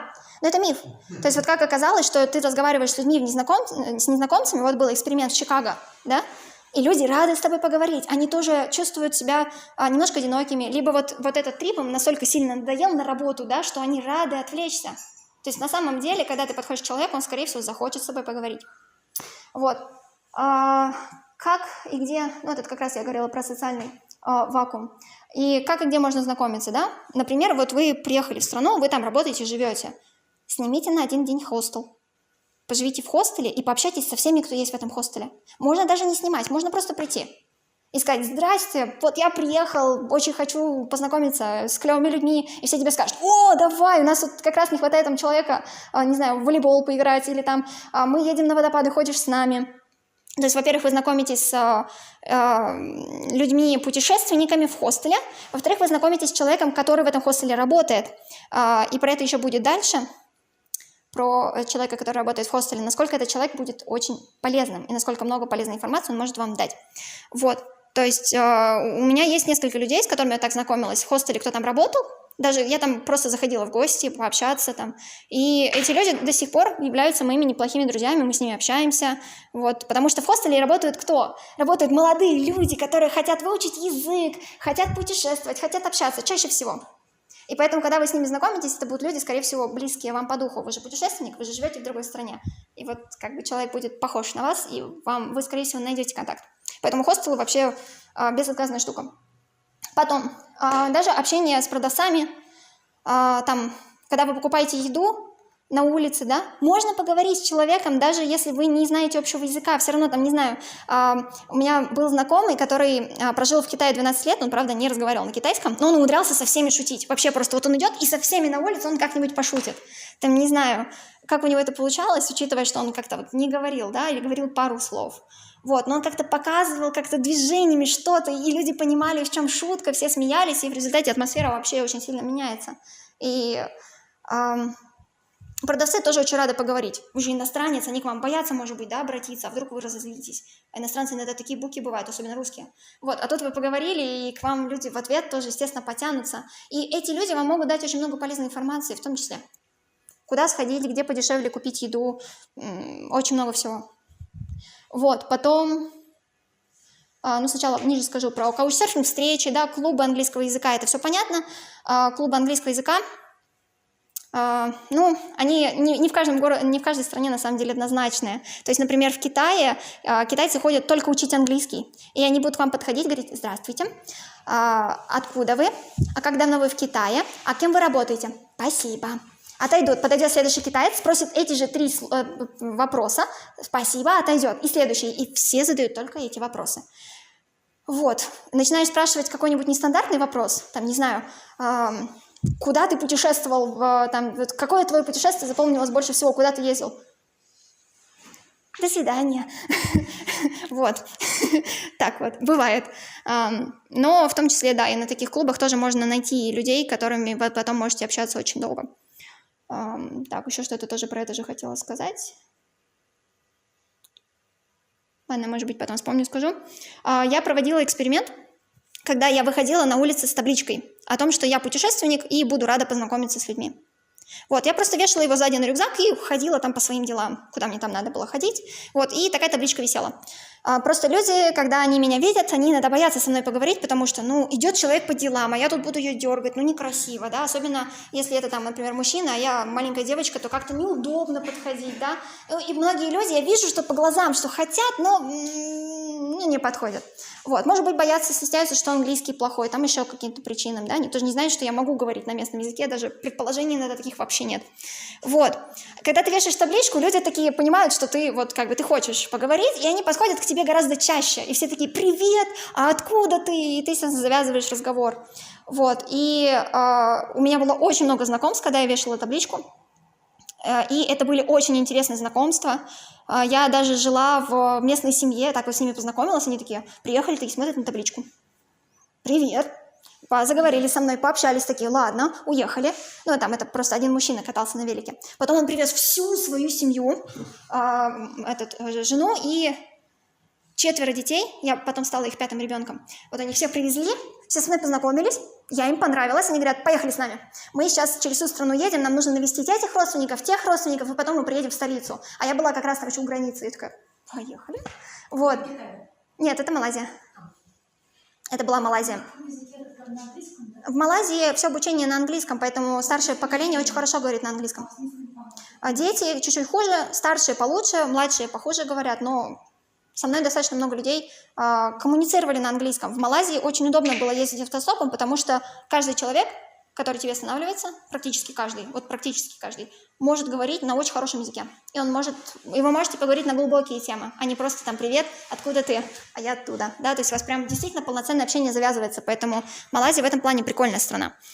Хотя там сложнее путешествовать автостопом, потому что, ну, я имею в виду, например, одиноким девушкам, потому что это мусульманская страна, и здесь важно позиционирование, важно, чтобы вы правильно себя подавали, это создает некое напряжение. И вы не расслабляетесь настолько, насколько вы можете расслабиться, например, в Таиланде. И когда вы потом перемещаетесь в другую страну, это очень сильно чувствуется, насколько сильно вы вот как бы напряжены, что ли. Вот, хотя при этом у меня нет ощущения, что мне плохо, что я там, не знаю, путешествую в напряжении, да, то есть этого нет. Но чтобы поездка была безопасная, вы как бы собираетесь, вы собраны, да, то есть как вот там, если вы едете в какую-нибудь Африку, да, вы должны следить за своими сумками, да, то есть вы вот там больше собраны, и здесь то же самое, вы собраны. И это некое напряжение, оно все-таки есть в Малайзии, но тем не менее, если вы аккуратны, да, очень классные люди попадаются, особенно те, которые говорят на английском. Они, как правило, вас обижать не будут. Будут обижать те, которые не говорят, у которых нет образования, и которые не общались, получается, с женщинами, они не знают, что с вами делать. Поэтому, если видно, что в машине не разговаривает человек на английском, лучше отказаться. Не поняли друг друга, извините, не понимаю, что вы говорите, сори. Вот, человек уезжает, и ты поймаешь машину, которая уже будет с образованными людьми, которые тебя обижать уже не будут, они уже знают, что такое женщина, не знают, что такое путешественник, даже, может быть, знают, что такое автостоп. Так, ага, наверное, дальше. Как и где ночевать? У нас там еще время. Ага, как и где ночевать, да, то есть, ну, вариантов очень много, то есть это может быть палатка, да, вот это может быть гамак, это я путешествовала, я поставила такой эксперимент, решила попутешествовать с гамаком. Вот, раньше я ездила все время с палаткой, ну, либо по каучсерфингу, либо я просто вписывалась у людей. То есть в Лаосе, например, можно остановиться около любого дома в деревне, постучаться и сказать: здравствуйте, можно я переночую у вас на полу? Люди говорят: конечно, приносят тебе матрас, разделяют с тобой ужин, ты тоже что-то там к ужину даешь, вы общаетесь, и вот в общем очень здорово, классная атмосфера получается. И это вот если в одном доме откажут, то сразу же согласятся во втором. Максимум в 3-м, дальше уже вот все, как бы меня больше 2 раз не отказывали ни в одной деревне. То есть все тебя берут. При том, что я была не одна, и они спокойно вот берут людей, как бы, неважно какого вы пола, как вы выглядите, то есть они, ну, это считается вот как-то у них принято. Так, И в других странах это тоже работает, в принципе. Просто в цивилизованных люди больше ограждаются, да, это сделать сложнее. Но, тем не менее, тоже можно стучаться в церкви, там, например, в школы проситься ночевать. Можно общаться с людьми на набережных, например. Если вы видите, что это не пьяные, да, люди, а это просто какие-то люди, которые близки вам по духу. Вы вот там пришли в какой-то центр искусства, и вы видите людей, которые вот похожи на вас, и вы говорите: «Привет, я вот путешественник, не знаете, где здесь можно переночевать?» И, скорее всего, тебя определят на квартиру к какому-нибудь другу, потом еще потащат тебя на какие-нибудь мероприятия, вы станете друзьями, и у вас расширится тоже социальный круг сразу на кучу людей. Вот, то есть это может быть очень весело. Вот, просто, ну, да, как бы единственное, не надо подходить к пьяным компаниям, да, не надо подходить к людям, которым вы не доверяете, или если вы чувствуете, что что-то не так, то вы извиняетесь, уходите, да, то есть, ну, ничего сложного в этом нет. В Гонконге я так вписывалась просто с парома. Я ехала на последнем пароме на остров. Если я не находила вписку, я ночевала в палатке. Если находила вписку, уезжала к людям. Вот. И на последнем пароме ты просто заходишь, смотришь людей, которые тебе приятны, подсаживаешься, просто общаешься, рассказываешь о себе, и люди говорят: «Слушай, я хочу еще послушать, поехали, переночуешь у меня». И ты такой: «Конечно, я поеду, почему нет?» Да, вот. И было очень много клевых знакомств, то есть там... На пляже? Ну, нет, там можно было ставить палатки в заброшенных парках, ну, не заброшенных парках, а в такой зоне, да, заросших между домами, например. Я там ставила, никто меня не трогал. Мой попутчик постирал вещи, развесил их. Потом мы уехали на остров, думали на один день, но он был настолько офигенный, что мы там остались на несколько дней. Мы вернулись, вещи висели. Вот, то есть Гонконг в этом плане очень безопасный. А на пляжах там нельзя в основном ставить палатки, но можно просто спать в спальнике, тебе никто ничего не скажет. Если это теплая погода, почему бы нет? Можно спать, там есть у них душевые кабинки с очень такими широкими, ну, то есть они закрываются, такие кабиночки, и в них очень прям много места, вы можете хоть там спать. То есть вот такой вариант тоже есть. Очень легко. Вот. С автостопа вас часто, да, люди тоже могут пригласить к себе в гости, переночевать. Опять же, есть более цивилизованные вещи, такие как, например, каучсерфинг. Можно написать заранее, что вот я приезжаю, я такой-то путешественник. Ну, все, наверное, знают, что такое каучсерфинг, да? Вот, не буду подробно рассказывать. Вариантов много. Хостелы дешевые, как бы тоже найти можно. Есть вообще в Африке, можно договориться за $3, за $1 можно договориться, и это будут такие даже нормальные условия. Вот, можно поставить палатку во дворе у человека, если вы боитесь за свою безопасность. Если вы ставите во дворе у кого-то, вас не тронут. Так можно делать в Европе, например, потому что там частная собственность, неизвестно, где вы поставите палатку, а вы просите: «Здравствуйте, можно здесь у вас на заднем дворе поставлю палаточку?» Люди с вами знакомятся, может быть, они даже вас потом еще куда-то еще позовут, вы с ними подружитесь, да, то есть все это возможно. В Африке, например, это очень безопасный способ ночевать, потому что если вы ничейный, иностранец, белый, к вам будет очень много внимания. Если вы на чем-то дворе, ну, соседи, странные люди завели себе белого, ну, подумаешь. Так, давайте дальше тогда. Да, вот, например, какие бывают ночевки в палатке, да, вот это... Ну, здесь это вид, на самом деле, отсюда, но тоже примерно вот такая же башня. Я вот ночевала где-то вот так вот, почти наверху башни, да, то есть вот открывается вот такой замечательный вид. Это пещеры в Каппадокии. Вот, ночевки, естественно, могут быть очень красивые. Дальше. Единственное правило, которое я соблюдаю, это чтобы никто не видел, где я ставлю палатку. То есть это обязательное правило не только если вы едете один. Если вас едет много, это тоже обязательное правило. Потому что... Ну, много случаев бывает, что люди поленились, думают: нас же много, мы тут все крутые, мы всех это побьем. А утром просыпаются, палатки разрезаны, вещи вытащены. Вот, если вы стоите один, да, то тем более вы еще больше, да, рискуете, вам нужно еще безопаснее. Но в любом случае, если вы просто проследили, что вас никто не видит, под вечер пошли там где-то спрятались, поставили палатку, никто вас трогать не будет. Вас никто не знает. Если вас никто не знает, значит, вас никто не тронет. Вот, если вас заметили, я стараюсь не лениться. Меня заметили, даже если этот человек не вернется, я же не знаю, вернется он или нет. Я лучше уберу палатку, перейду на другое место, даже если я устала, ничего страшного, зато я точно посплю безопасно. Вот. Хотя правила могут нарушаться, да, то есть, если, например, остановился человек и такой: «Да как ты тут? Да, ну ты же погибнешь, ну как, ну замерзнешь, а что случится?» И ты видишь, что человек действительно добрый, хороший, да, то есть ты видишь, что ты ему доверяешь, ты просто говоришь: «Не, все нормально, езжайте». Вот, и можно даже тогда оставаться, да, на месте, но это все индивидуально, смотрите, по ситуации. Вот. Да, это варианты ночевок. Это я была в Сихотэ-Алинском заповеднике. Я туда попала как помощник журналиста. Вот, это, ну, такой заповедник, в который, на самом деле, не очень просто попасть, он тоже такой недешевый. Вот, мы жили в доме лесника. Упс. Вот, жили в доме лесника, там ходили, фотографировали зверей, писали репортажи и увидели очень много классных зверей. Там еще потом, может быть, я про это тоже расскажу. Дальше. Это просто... Что? Нет, нет. Там просто я познакомилась в автостопе с человеком, который ехал туда работать журналистом. Вот, и он позвонил, сказал, можно я возьму помощницу?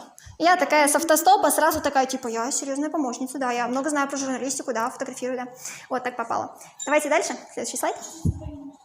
Сихотэ-Алинский. Это около Владивостока. Это как живут люди в пещерах в Турции. Это у них дачи. То есть они не живут там все время, это дачи, они приезжают туда отдыхать. Вот, хотя есть пещеры, в которых до сих пор живут, как правило, пожилые люди, которые не хотят уезжать, они привыкли, и там их жили прадеды и так далее, и они будут жить на этом месте. Вот, совершенно потрясающее убранство внутри, то есть такое прям уникальное. Дальше. Они как-то принадлежат? Или они просто... Конечно, принадлежат, да, то есть это как дача, это твоя территория. Вот, как в нашей садовой домике. Это, кстати, вот та самая семья, в которой я рассказывала, я жила в Малайзии. Я стала у них 5-м ребенком. Вот. Тогда еще я знала язык английский не настолько идеально, но в плане того, что мне раньше не приходилось жить в семье, и многие слова мне были не нужны. А тут срочно понадобилась сушка, утюг, там еще какие-то вещи. И поэтому они со мной как с ребеночком разговаривали, всему меня учили. Вот. Я там играла в сепатакро, но вот это не сепатакро, это другая игра, а сепатакро — это волейбол, смесь волейбола и футбола, когда вы играете ногой через сетку, и вот там люди вот так вот выпрыгивают и забивают ногой. Совершенно потрясающие такие мужики с пивным животиком, такие просто перевернулись, забили, приземлились обратно, и смотрится это как ниндзя, ты думаешь, класс, я так не могу. Хотя я играю в волейбол, я полупрофессиональный игрок, но я не могу так сделать, они могут. Вот, я давно хотела попробовать поиграть. Там моя мечта осуществилась совершенно случайно. Они меня завезли в деревню, и тут я вижу, что мужики играют, и я такая, пожалуйста, можно я? Они такие, в Малайзии женщины не играют в сепатакро. А я не женщина, я туристка. Ну ладно. Вот, и пустили. Готовила местную еду, немножко учила язык вместе с ними, то есть опыт был, конечно, очень интересный. Дальше.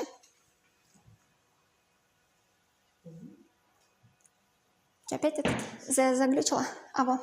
Как искать работу в путешествии? Про такой момент поговорим. Вообще, я, рассказывала о том, что путешествие... Вот я, например, уехала в путешествие надолго. У меня была такая программа, я так решила для себя, что я уезжаю на год. После института я все как бы бросаю и уезжаю на год путешествия для того, чтобы вырасти, научиться решать проблемы, для того, чтобы понять, кто я такая, да, потому что про это еще позже мы поговорим, как меняет человека путешествие, и что вы понимаете в путешествии о себе самом. Очень много интересных моментов. Вот. Путешествие действительно очень сильно тебя раскрывает, очень сильно меняет, мы про это поговорим чуть позже. Вот. И, естественно, поскольку я уехала на год, сразу после студенчества денег у меня не было, да, я планировала, что я буду работать в странах. Вот, я проехала через всю Россию, с Питера до Владивостока автостопом. Ну, я уже ездила по России много, это не было для меня в новинку. В новинку было то, что я уже вот отправилась сначала с попутчиком, потом уже мы разругались, я поехала одна. И вот я начала уже с тех пор путешествовать одна. Я уехала первый раз за границу и осталась там на много лет. Вот. И меня не пустили в Китай тогда, потому что пока я ехала 3,5 месяца по России, знакомилась с людьми, попадала на фестивали, сменился консул и перестал выдавать визы во Владивостоке всем, кто по временной прописке. Раньше это было возможно, теперь нет. Ну, в тот момент. Сейчас опять, наверное, можно. Ну, хотя сейчас в Китай вообще не попасть. Вот. Ну и мне пришлось брать перелет в Гонконг сразу. Вот. И... я предупредила там все свои банки, что все, я уезжаю в Гонконг такого-то числа, не блокируйте мне карты. Вот, я приезжаю, немножко пожила в Гонконге, думаю, все, нужно улетать, нужно покупать билеты. И мне все блокируют сразу же. Вот. Так что я решила, что это как бы правильный момент в том плане, что я все равно буду работать, И какая разница, когда, и вот мне заблокировали карты, значит, я начну прямо сейчас. Вот. И какие есть варианты, да, как можно начать работать прямо сейчас, не зная языка, не зная ничего, да, то есть первая самая доступная вещь, которую делают многие путешественники, это стрит. То есть вы на улице показываете свои умения. Если вы умеете играть на музыкальных инструментах, сыграйте на музыкальном инструменте. Умеете показывать акробатические трюки, показывайте акробатические трюки. В этом на самом деле нет ничего плохого. Во-первых, это очень сложно выйти. Это очень сложно выйти и выступить. То есть вы действительно выходите на сцену, ну как будто бы на вас смотрят люди. И потом эти люди, когда вы заявляете о себе, да, что вот вы показываете, кто вы такой, эти люди очень легко могут стать вашими друзьями. Это опять же как преодолеть социальный вакуум, когда вы новичок в незнакомой стране, да, и как разжиться сразу знакомыми. То есть вы выступаете, люди видят: о, клевый чувак, ну-ка давай, все, пошли, мы тебе сейчас покажем город, мы тебе познакомим с друзьями, все, и ты даже уже нашел вписку, работу, все нашел, просто выступив. То есть даже если вы выступаете не за деньги, это полезно делать. Я иногда выступаю даже просто так, то есть я уже не стритую, но иногда просто в какой-то стране я выхожу, тоже ставлю табличку «Я путешественник, давайте знакомиться». Я выступаю, ко мне подходят люди, и в результате потом получается очень интересное знакомство. Это всегда интересно. И потом, поскольку вы выступаете, вам подтягиваются те люди, которым это близко. Вот. И вы можете найти каких-то очень классных, там, например, музыкантов или там классных художников, если вы рисуете, да, то есть вы очень быстро находите таких же людей. Это достаточно сложно иногда бывает сделать. Достаточно сложно найти близких по духу, да, вот если вы живете в Питере, вы только переехали, город такой большой, куча людей, но в Питере, ладно, тут сейчас есть всякие мероприятия, но в ковид, например, их нет, да, и вы сидите, не с кем пойти погулять, и вы никого не знаете, вы только переехали, да. Такой вот иногда способ бывает очень хорошим для того, чтобы найти союзников, да. Другой момент, который тоже не требует знания языков, это сезонные работы. У меня очень много друзей, кто ездит, получает так визы в Европу, в США, вот ездит собирать там, кстати, хороший способ получить визу еще и долгую, тоже пожить в стране, собирают виноград, клубнику, апельсины, даже ездят стричь кустики конопли в США, легально, это легальная виза. Вот, вы легально едете стричь кустики конопли. Ну, где вы их находите? Да, а еще у нас подвиньте. SEO это прекрасная вещь, и поэтому сейчас надо будет перезагружать. О, нет. И даже если мы перезагрузим, не факт, что это не поможет. Печально. Ну, как находить? По-моему, там сейчас будет. Ну вот здесь же вот найти прямо, как найти работу на месте, да, то есть вы заходите, общаетесь с человеком в хостеле, который там работает. Все бэкпекеры, они, не все, но многие бэкпекеры, они ездят на эти сезонные работы. И человек в хостеле, который там работает, который учит английский, который такой вот молодежный, да, он про эти работы знает. Он вам расскажет. Потом вы спрашиваете... Это как бы не заранее это ищешь?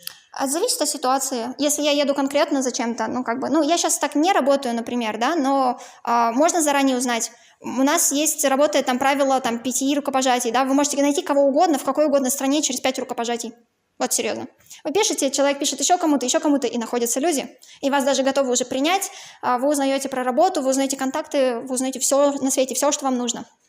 Вот. Я, например, решила сейчас, что я в конце ноября, в начале декабря лечу в Кению. И мне нужно узнать, как там обстановка, все прочее. Вот.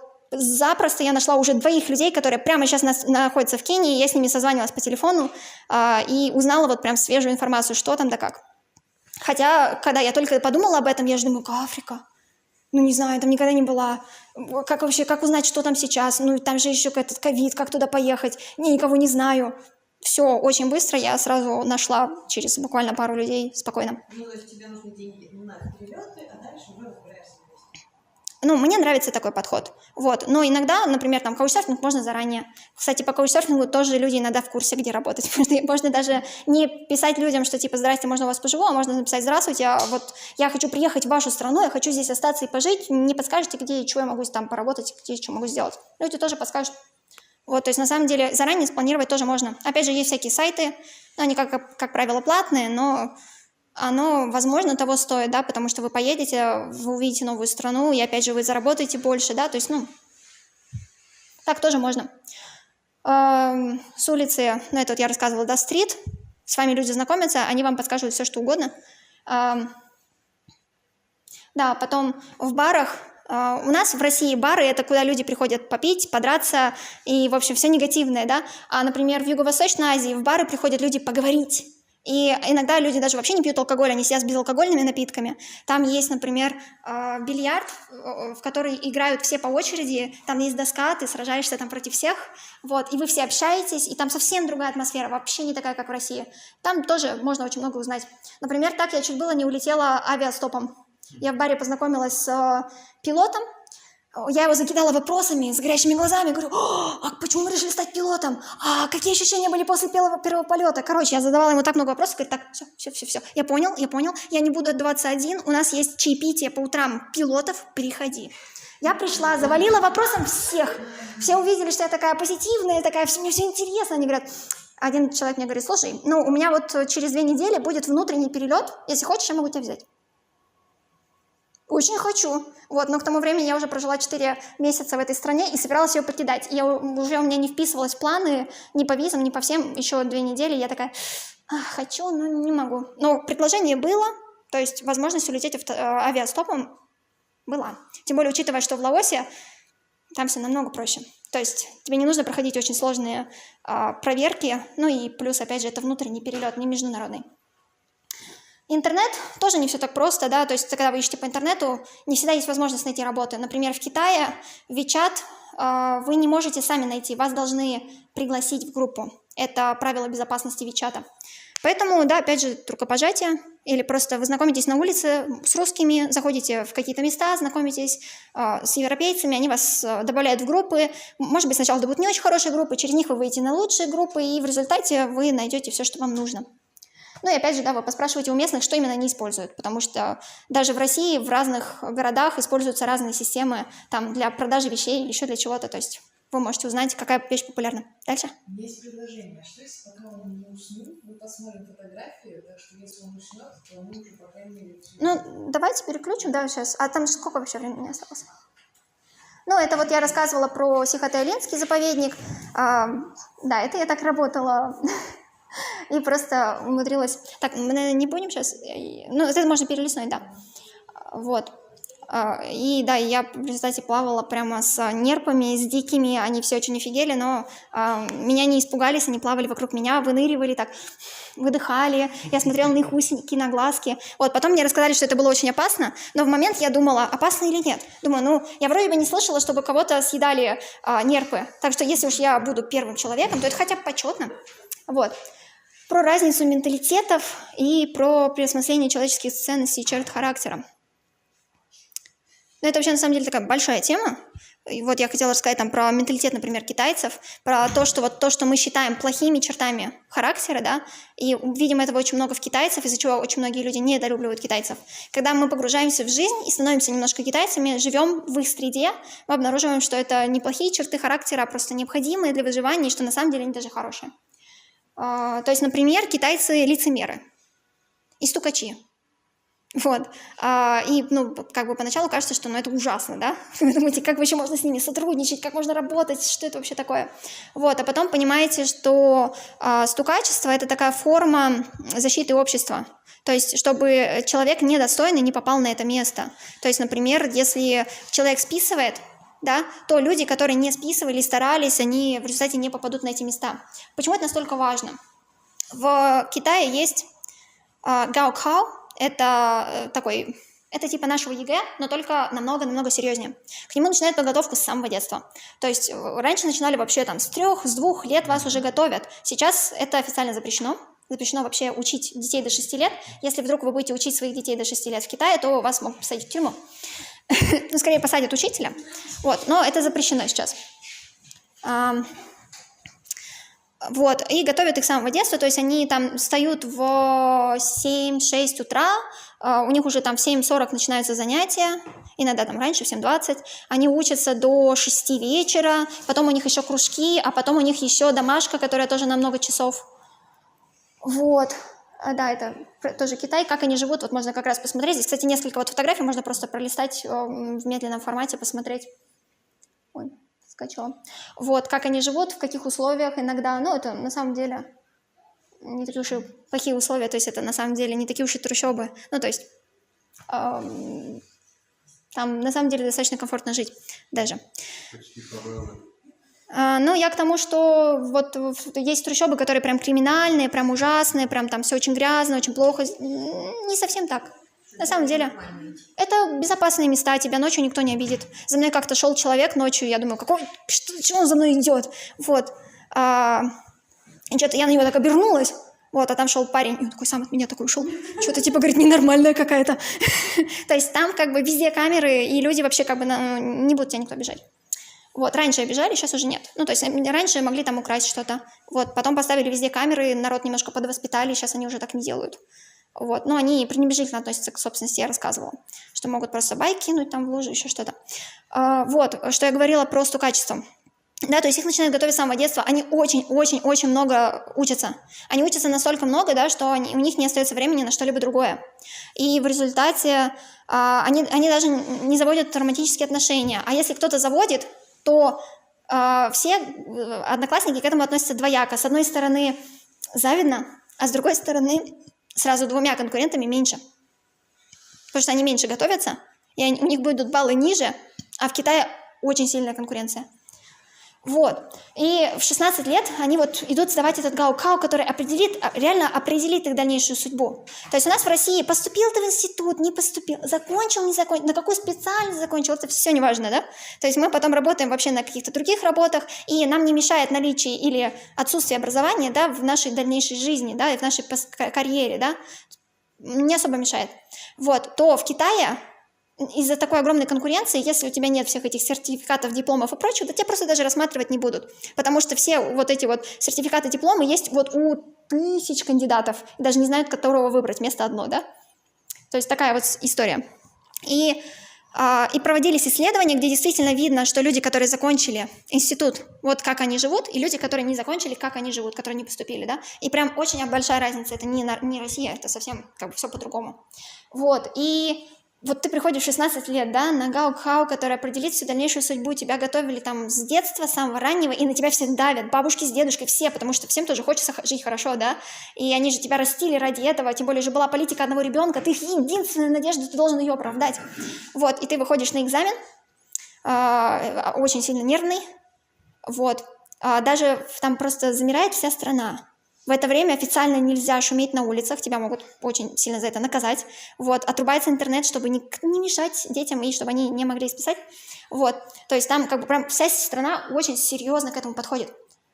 Вот, а вам всего лишь 16, да, то есть вы в жизни не видели, очень волнуетесь. Но если вы спишете, то вас могут посадить. За списывание положен тюремный срок.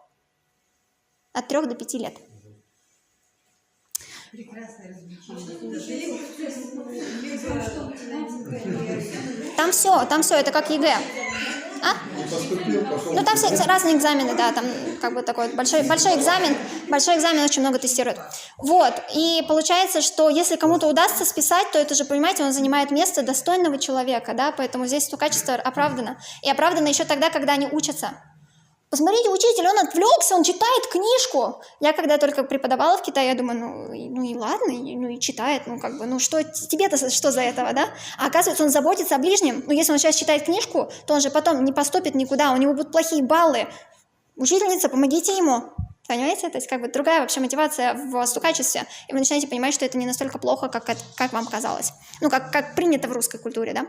Лицемерие тоже как бы, ну, там настолько много людей, да, и важно не уронить лицо, важно не обидеть человека, очень-очень важно не обидеть человека, поэтому лучше лишний раз сказать «да», лучше лишний раз улыбнуться, даже если вам не нравится.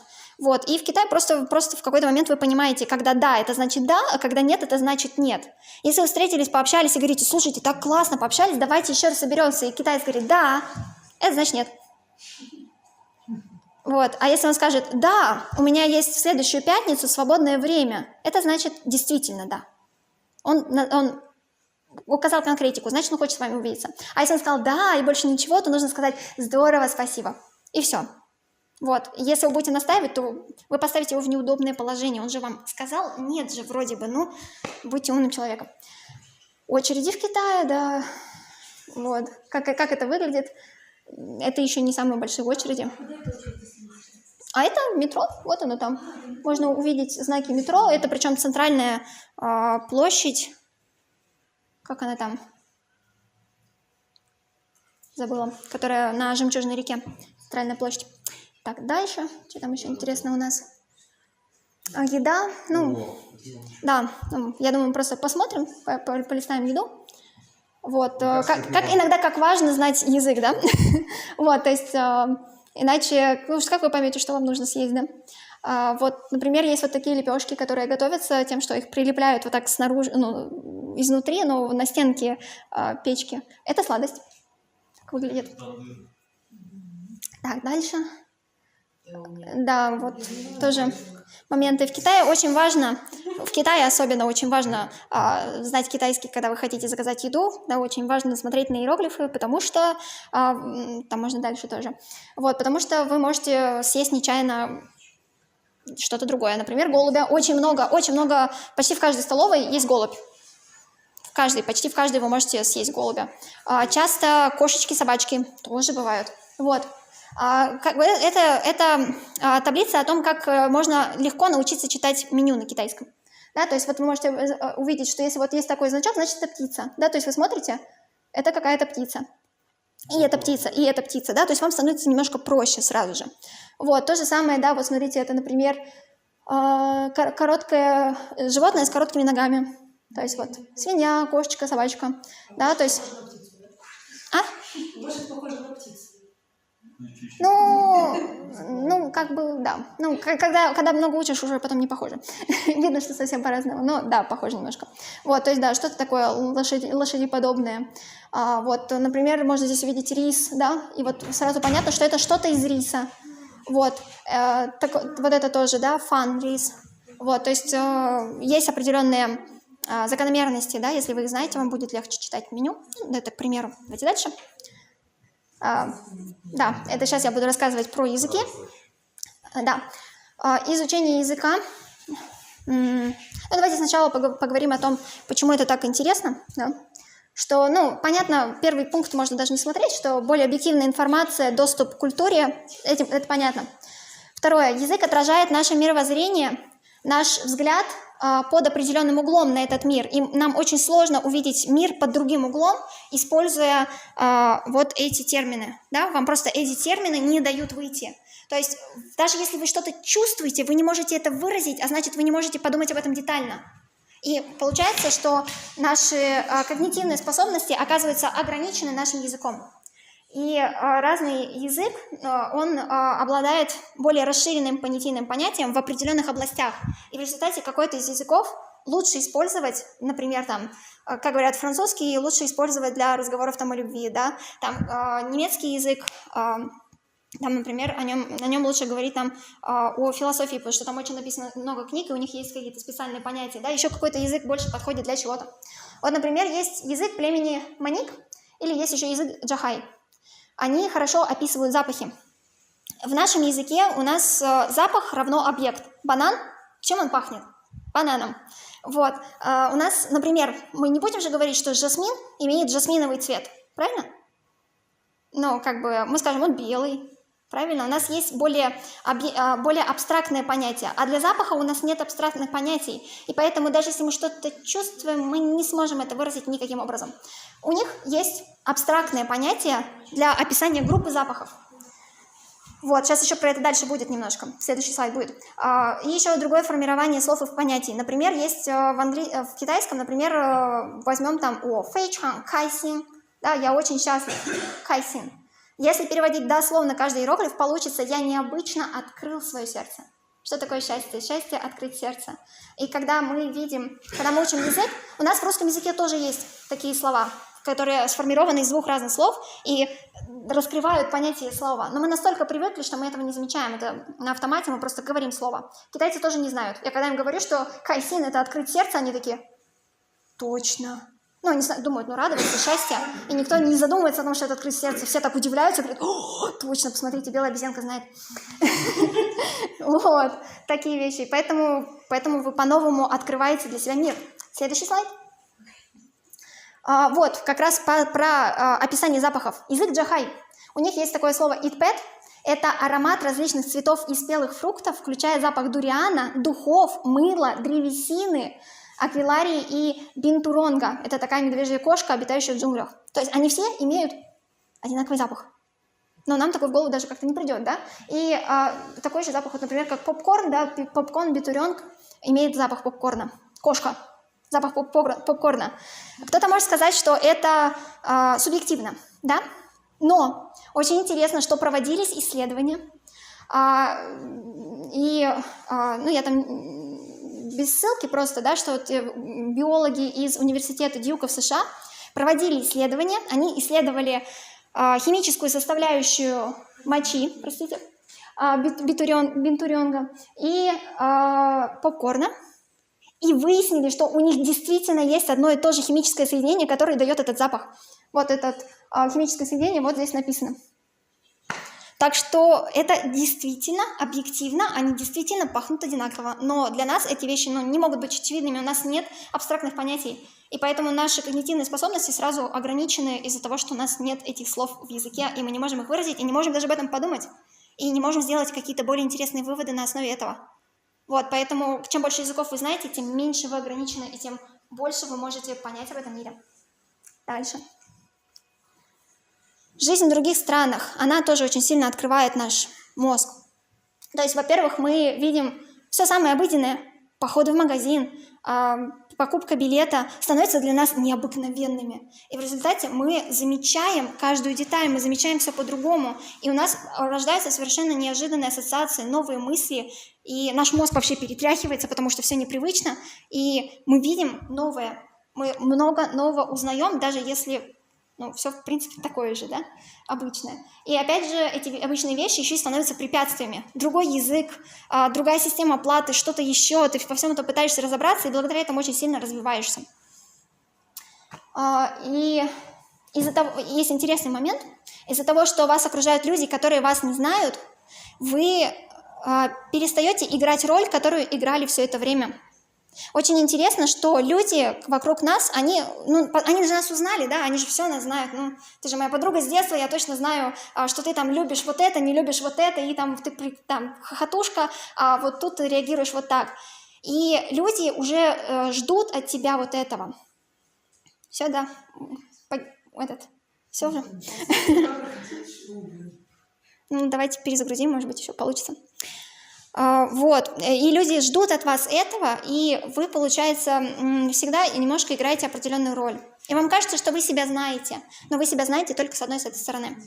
Когда вы уезжаете в другую страну, и никто вас в округе не знает, никто не знает, будете вы смеяться над этим или не будете, любите вы вот это или вот это, да? Сначала вы везете себя самого, и вы продолжаете действовать точно так же, как вы действовали. Здесь очень хорошо помогает смена стран. Потому что если вы приезжаете и сразу живете, вы привозите самого себя, вы привозите свои привычки, и вы даже привозите культурный пузырь, как вы привыкли жить, ваше окружение, с кем вы будете общаться, вы вот уже все это привезли. Вот. И люди постепенно запоминают, да, и все начинается по новой. Но если вы здесь были, переехали в другое место, там вы путешествуете, ездите автостопом, в каждой машине люди вас не знают, и постепенно вы забываете играть роль. И вы начинаете реагировать изнутри. И в какой-то момент вы вдруг обнаруживаете, что внутри вас живет незнакомец. Вы его не знаете. Вот. И этот опыт может быть даже травмирующим. Потому что, представьте, вы верили, что вы вот такой человек. Вы верили, что вам это важно, вы за это боролись. Там за определенные вещи, да? Там определенные взгляды, что-то еще. И тут вы поняли, что это больше не важно, что вы, оказывается, другой человек. Вот, и это может быть действительно очень тяжело принять. Вам будет казаться, что вы потеряли себя, хотя на самом деле вы, получается, обрели себя настоящего, которого вы себя не знали. Но будет казаться, что вы же потеряли того, кого вы играли все время, и кого вы воспринимали собой. И этот опыт достаточно трудно пережить, бывает. И интересно, что вот это чувство начинает появляться только спустя полгода путешествия и более. Вот. Я вот опрашивала людей, кто когда путешествовал, что они чувствовали. Все-таки, если ты путешествуешь меньше, чаще ты не успеваешь погрузиться в это. Ты отвлекаешься на красоту места, на людей, на приключения, и вот этого перестроения не происходит. Больше полугода ты вдруг, общаясь с людьми, со своими друзьями по интернету, видишь, что они становятся другими. Вы уже не такие похожи, ты перестаешь себя с ними так ассоциировать, как раньше, и постепенно вот ты изменяешься и узнаешь, кто ты на самом деле, что ты другой человек. Вот, такой интересный опыт. А у нас презентации уже больше не будет, да? Или ребята там пошли перезагружать? Нет, ноутбук, к сожалению, закончился, и у него нет шансов. Все, не будет, да? Ладно, там еще остался тоже прикольный, интересный слайд про то, как путешествие меняет людей. Ладно. Сейчас о чем я говорила. Вот, и да, и еще интересный момент, почему еще появляется незнакомец, которого вы не знали. Потому что в обычной жизни мы ходим по одному и тому же маршруту. Но сложно на работу пойти каким-то новым маршрутом, когда вы уже исходили весь город. Вам же не обходить его так, не знаю, совсем по дуге, да? То есть вы все равно ходите уже более-менее привычными улицами. Вы общаетесь с более-менее знакомыми людьми, да? То есть количество незнакомцев в вашей жизни, оно, как правило, немножко дозировано, так ведь? Когда мы едем в путешествие, мы пробуем на себя новые роли. Мы попадаем на новые работы, на которых мы никогда не работали. Мы попадаем в новые страны, говорим на незнакомых языках, нас видят в новой роли, мы там становимся кем-то, кем никогда не были, да, мы пробуем какие-то новые фрукты, мы пробуем делать что-то, что мы никогда не делали, играем в сепатакро, например, там что-то еще, и мы гораздо больше о себе узнаем, чего на самом деле мы любим, что мы не любим, кто мы на самом деле такие. Вот, и также расширяется мировоззрение, да, и когда мы видим все это, когда мы читаем книги, когда мы видим по телевизору, да, о несчастьях, там, о чем-то, это настолько сильно не цепляет, когда вы оказываетесь прямо в ситуации, и вы живете вот прямо в хижине бедных людей, там, например, в Африке, да, которые страдают от войн, не потому, что они там дикари, да, и они просто воюют, а потому что эти войны были организованы даже странами, которые их просто, забирают у них ресурсы. Вот, и здесь вы видите, это хорошие люди, у них хорошие дети, умные дети, которые не могут получить образование. И вы гораздо глубже туда погружаетесь, и, в том числе люди становятся менее зацикленными, да, на себе, менее эгоистичными, вы видите и чувствуете вот этот мир, который вас окружает. И он приводит к очень интересным вот последствиям того, что было важно в начале, становится неважным потом. Насколько сильно это меняет. Еще момент, как путешествие меняет человека, это в том, что вы становитесь даже более вежливыми. В том плане, что вас подвозят настолько, если, например, вы едете автостопом, да, вас подвозят настолько много разных людей, либо если вы живете в стране, вы встречаете людей, если вы с ними разговариваете, да, если вы не просто живете, а если вы вот стараетесь как путешественник погрузиться в это все, вы общаетесь с людьми, которых в обычной жизни вы бы подумали, торгаш, обманывает, все, вот как бы, да, а здесь он вас везет, и он рассказывает свою жизнь, да, он, может быть, там ругается, да, он там рассказывает о том, как он обманывает людей, да, но он рассказывает о том, какая у него жизнь, и вы начинаете понимать, что, да, он может быть хам, да, он обманщик, но у него там семья из 9 человек, они все голодают, и да, это как бы, может быть, не очень хорошая жизнь, но он не знает, как выйти на другую жизнь. И в какой-то стране, в России, например, это может быть проще, в какой-то стране это может быть очень сложно. Если ты таким родился, вырваться в другой слой, очень сложно бывает. И когда вы это все видите, в следующий раз, когда там на рынке он снова там вас обворовывает, да, там, не знаю, хамит, вы вдруг понимаете, что точно такой же, но другой человек подвозил вас автостопом. И какая у него жизнь. И вы действительно становитесь, вы совсем по-другому смотрите на этих людей. И как-то стирается вот эта грань хороший, плохой, и вы совсем по-другому разговариваете с людьми в том числе. Еще как меняет путешествие человека, вы становитесь более уверенным в себе, потому что и вы решаете очень много вопросов. Вы даже там еду иногда сложно купить, да, когда вы только приехали, потому что вы не знаете языка, там, или вашего акцента не понимают, или что-то еще, и вы решаете здесь проблему. В хостеле выселяют, потому что приехала проверка, вот, а здесь в этом китайском номере нельзя селить иностранцев, но вам об этом не сказали, а теперь они вам срочно говорят, что вам нужно покидать, и вот уже вечер, вам нужно найти новое место, где спать, да, там вот очень много разных ситуаций происходит, вы их решаете, вы видите, нет ничего страшного, все решается, и главное, вы можете это решить. Вы работаете в разных странах, вы видите, как относятся к людям, вы видите уважение, которое вам высказывает даже полиция в других странах. В какой-то момент вы с удивлением смотрите, что люди к вам подходят, полиция, и говорит: извините, пожалуйста, но у нас здесь так нельзя. вы нарушаете правила, извините, мы очень не хотим вас обижать. Вот мы вам можем предложить какую-нибудь альтернативу, да, вот вам нужно это сделать, мы вам можем предложить другое место, еще раз простите нас. И вы просто думаете сначала, а разве это возможно? Вы же привыкли, что там люди вам должны нахамить, там должен быть там произвол, беспредел, что-нибудь еще, да, вы видите, что это бывает по-другому. И когда вы возвращаетесь в свою страну, вы понимаете, что вы человек, достойный уважения. И мне очень жалко иногда видеть, как в России у нас обращаются с людьми, как люди работают на работах с очень маленькой зарплатой, и просто боятся потерять место, потому что у них семья, потому что ипотеки, еще что-то. Если ты уйдешь, то все, потом может быть кабала, все будет очень плохо, да? И как люди привыкли хамить. Даже если ты хороший специалист, ты все равно как бы вот сиди и рыпайся, не высовывайся, да? И когда вот это все видишь, становится очень жалко, и понимаешь, как это важно, чтобы люди увидели, что жить можно по-другому, не обязательно уезжать, что жить просто можно по-другому. И если мы уважаем себя, мы можем заставить других людей относиться к нам по-другому. Это на самом деле несложно. Это как в автостопе, это позиционирование. Как ты себя ведешь, так люди будут себя с собой вести. Люди привыкли бояться, привыкли быть жертвами иногда, да, не все, бывает. Вот, и путешествие очень помогает вот изменить многие вещи, которые были подсознательными, которые мы даже не понимали.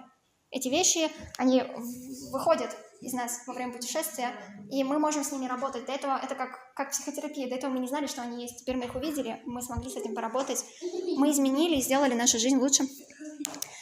И есть еще момент, когда вы ездите в путешествие, очень важно вспоминать о том, кем вы хотите себя видеть.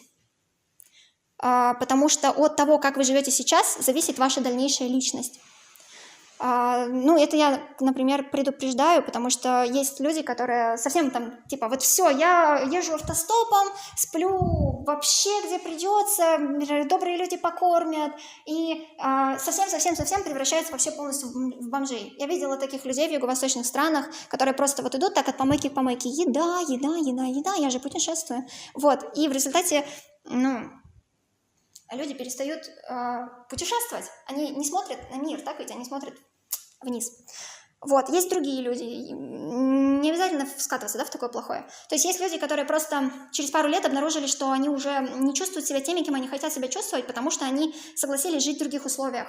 Но в путешествии вы можете жить в любых условиях. Все это зависит только от вас. Вот в автостопе не обязательно голодать, не обязательно не спать, не обязательно быть грязным. Вот.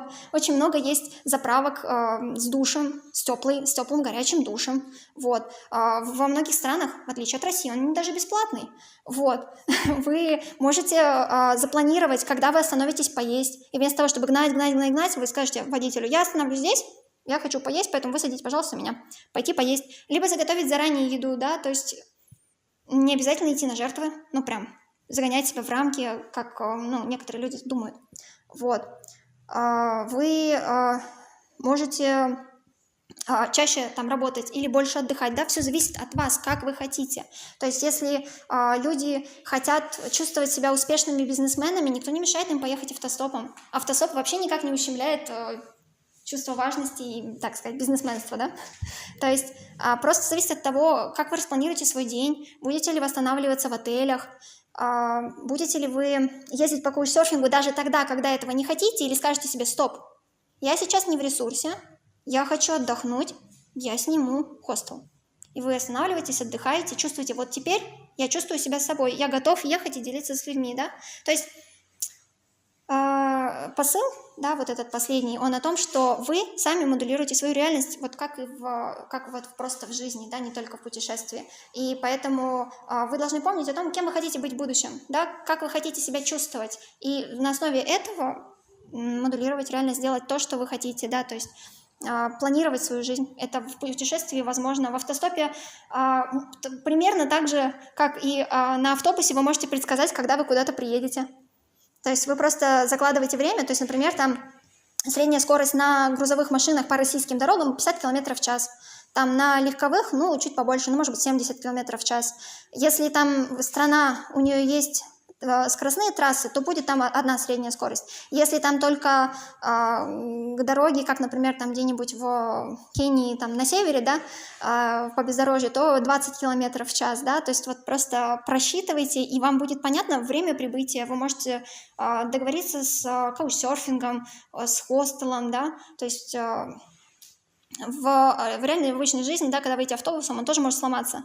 То есть как бы в автостопе это происходит не чаще, на самом деле, когда вы не можете уехать, не ловите машину. Это тоже происходит так же редко, как когда ломается автобус, или пробки, или там еще авария какая-нибудь, да, то есть это бывает не чаще. Вот, то есть на самом деле все можно предсказать относительно, запланировать, вот, и сделать комфортно именно так, как удобно вам. Вот, спасибо за внимание. Я думаю, сейчас мы переходим уже к вопросам, если они есть.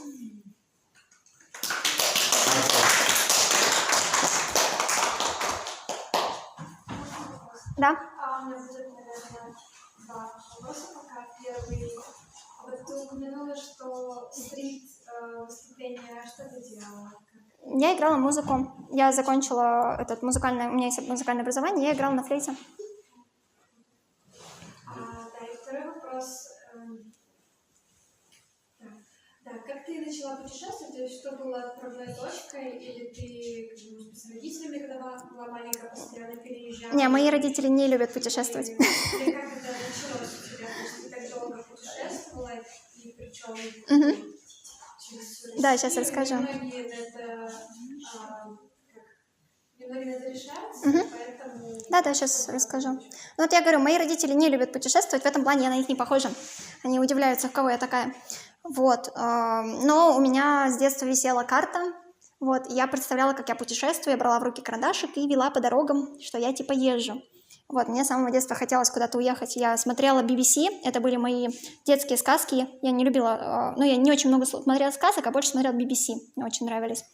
Про разные страны. Вот. И просто мне как-то изначально хотелось. То есть вот моя первая поездка была на велосипеде с Питера до Перми. Я просто хотела, я сказала, я поеду, нашла людей, кто поедет со мной, потому что это был вообще первый раз. Вот, и поехала. Проехала, думаю, классно. Потом рассказываю об этом путешествии, нахожу людей, которые ездят автостопом. Они такие, поехали, покажем. Поехали. Поездила, поучилась автостопу, поняла, здорово. Поехала автостопом путешествовать. Вот, потом ездила на Кавказ, в Крым, на Белое море, к себе в Удмуртию. Я родом из Глазова ездила тоже. И в какой-то момент я поняла, что я хочу поехать на год путешествия после института. Я где-то там на курсе 2 уже всем рассказывала о том, что все, я вот после института поеду. Вот. Но сразу после института у меня не получилось, там были сложности у родителей финансовые, я им помогала, то есть как бы я немножко осталась и приехала через год. Но тем не менее. Просто взяла, поехала. Было сложно, сначала страшно решиться, да, потому что вы едете, тем более я не была раньше за рубежом. Я первый раз еду сразу на год, вот, еще и работать, да, когда я вообще ничего не знаю об этом.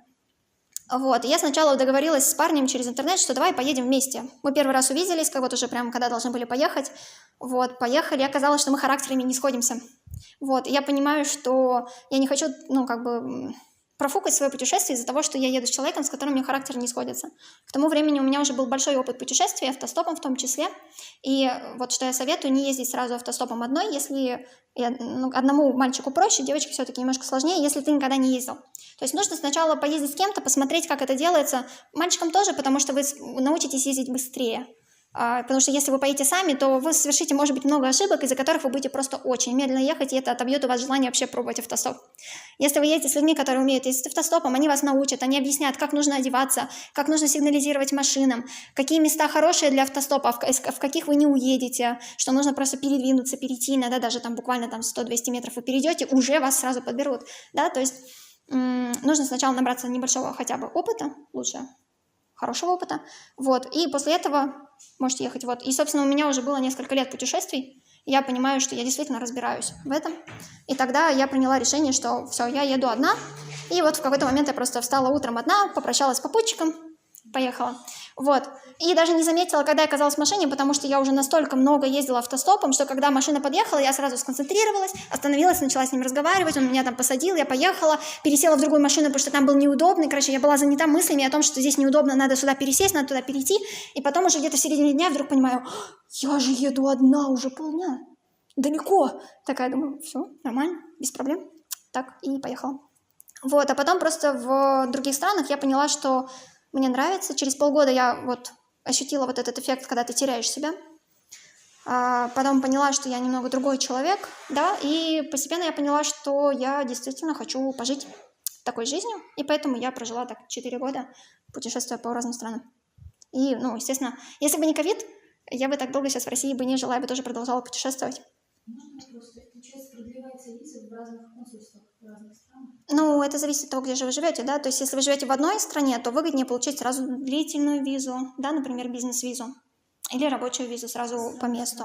ВНЖ можно получить в Турции, например, это сделать просто очень легко. Вы просто снимаете жилье на год, приходите с этой бумажкой, вам дают ВНЖ, вы уже можете работать. Все.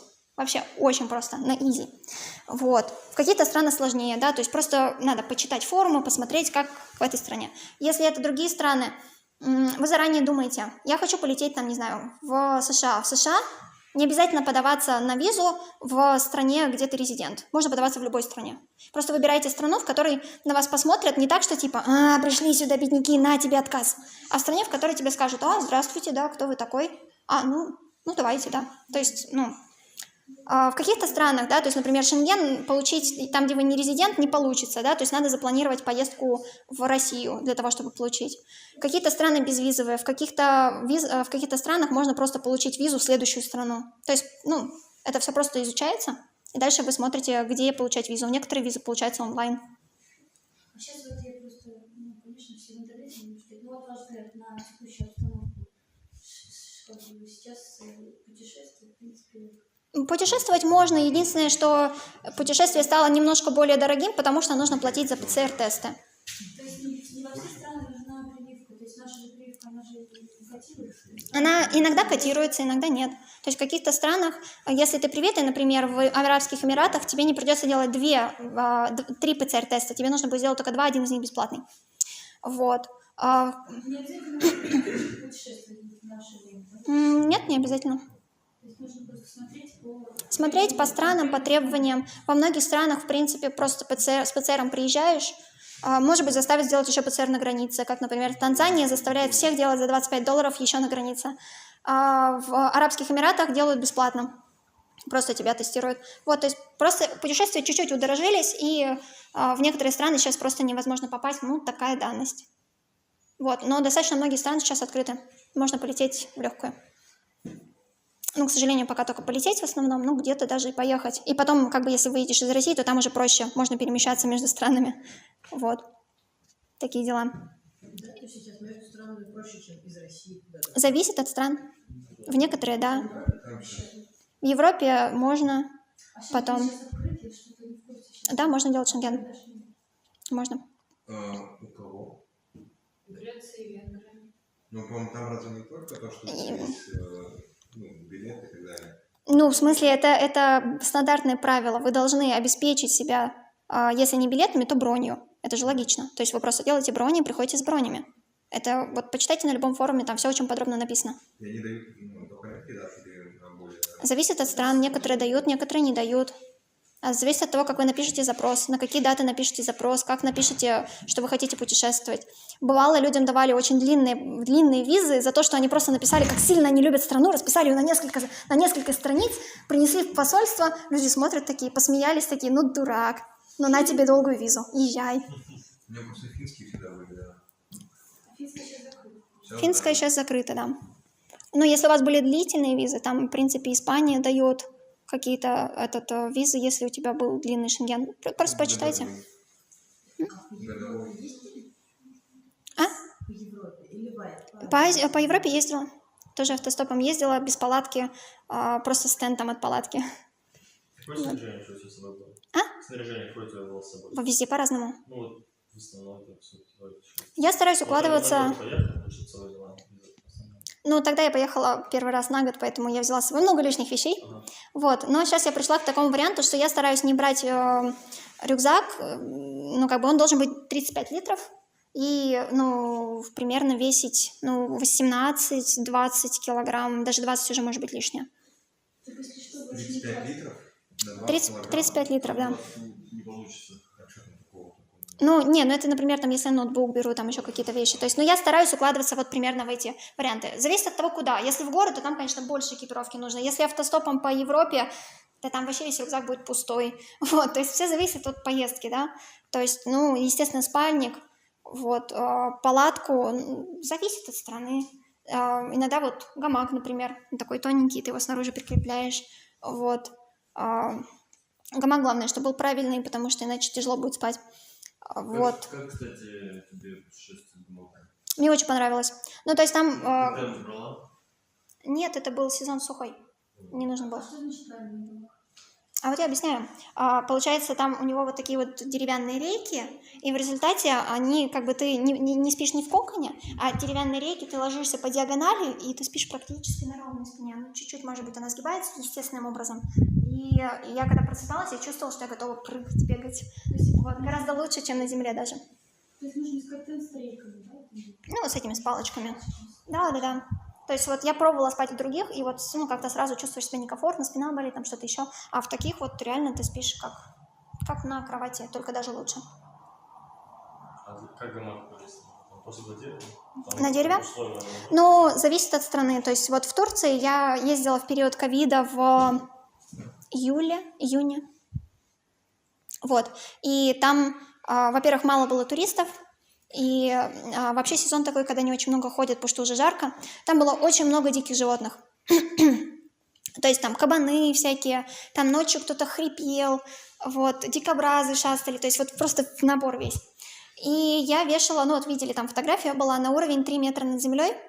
Вот, то есть это либо разветвленное дерево, куда ты залезаешь и еще вешаешь, либо тут 3 дерева, вот, чтобы ты мог, и чтобы ты мог забраться на дерево, повесить, и потом, благодаря третьему, ты как бы можешь оттолкнуться и нормально лечь туда, потому что с одного дерева сложновато, можно сломать рейку. Ну, надо аккуратно ложиться. Вот, либо там, чтобы потом еще был какой-нибудь большая ветка, с которой ты будешь залезать, ну, постепенно привыкаешь, да, искать такие деревья, и, в принципе, они везде есть, ну, практически везде, может быть, там в каких-то горах только нет, вот, но в Чаралы я тогда не ходила, вот, а так просто выбираешь себе место, развешиваешь, причем даже не в горах, просто там в городах, когда я оставалась ночевать, я просто в беседке развешивала, там же в беседке есть вот такие вот эти штуки, ты на них вешаешь и спишь себе спокойно. Вот, это все тоже возможно сделать. И ищешь ты, в принципе, место под гамак, ну, не намного дольше, чем место под палатку. Все равно тут смотришь, где тут хорошее. Это когда много деревьев, ты быстро находишь, где заночевать.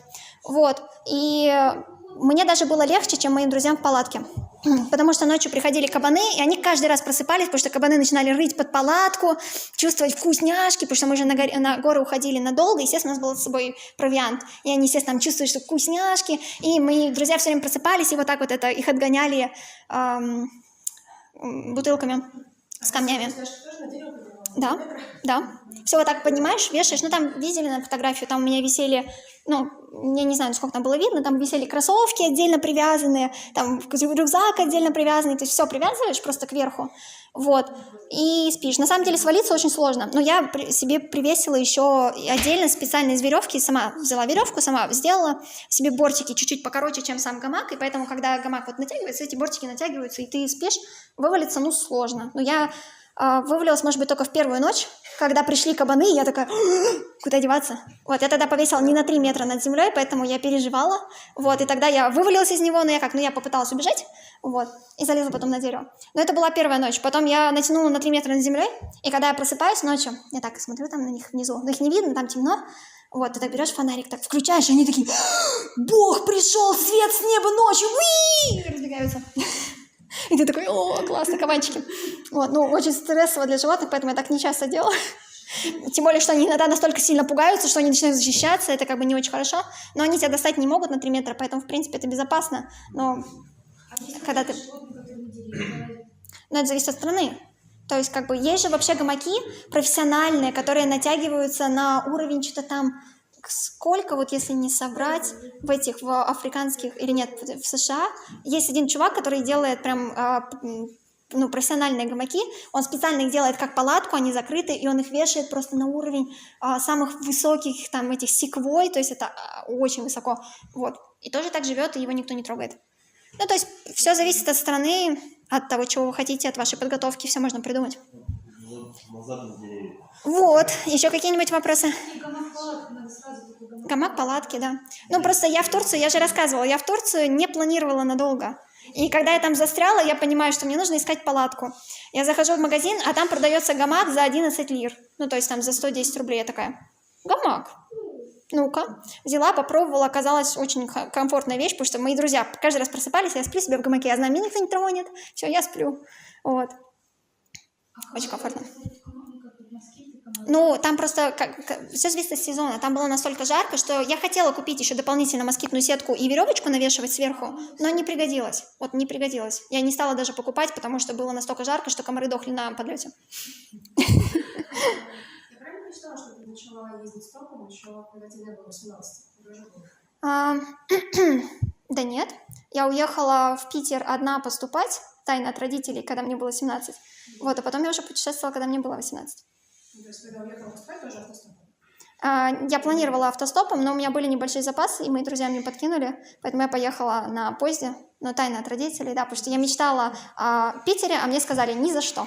Вот, я поехала. Еще такой вопрос. Допустим, столько, что ты поймала машину там, на длинное расстояние, как тебе надо, как тебе первоначально все тебя устраивает, а потом в этот процесс понимаешь, что, не знаю, водитель зануда, или он тебе там грузит проблемы, ну, то есть тебе как бы неинтересно с человеком начать, и некомфортно.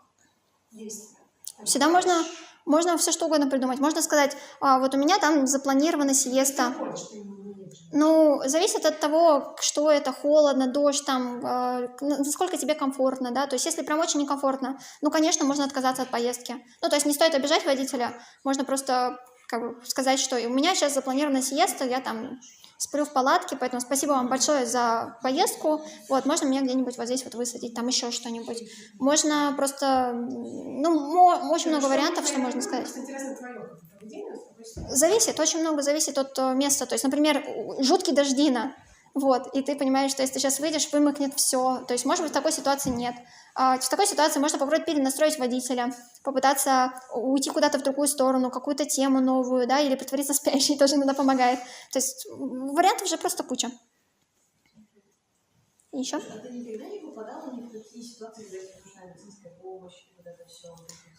Ну, были разные ситуации. Вот, то есть я обращалась несколько раз в больницы. Иногда больницы не требовались. То есть, например, у меня возникла кожная болезнь вокруг глаза какая-то в Азии, в Юго-Восточной. Это как бы, вокруг глаза страшно, какая-то штука, что с ней делать?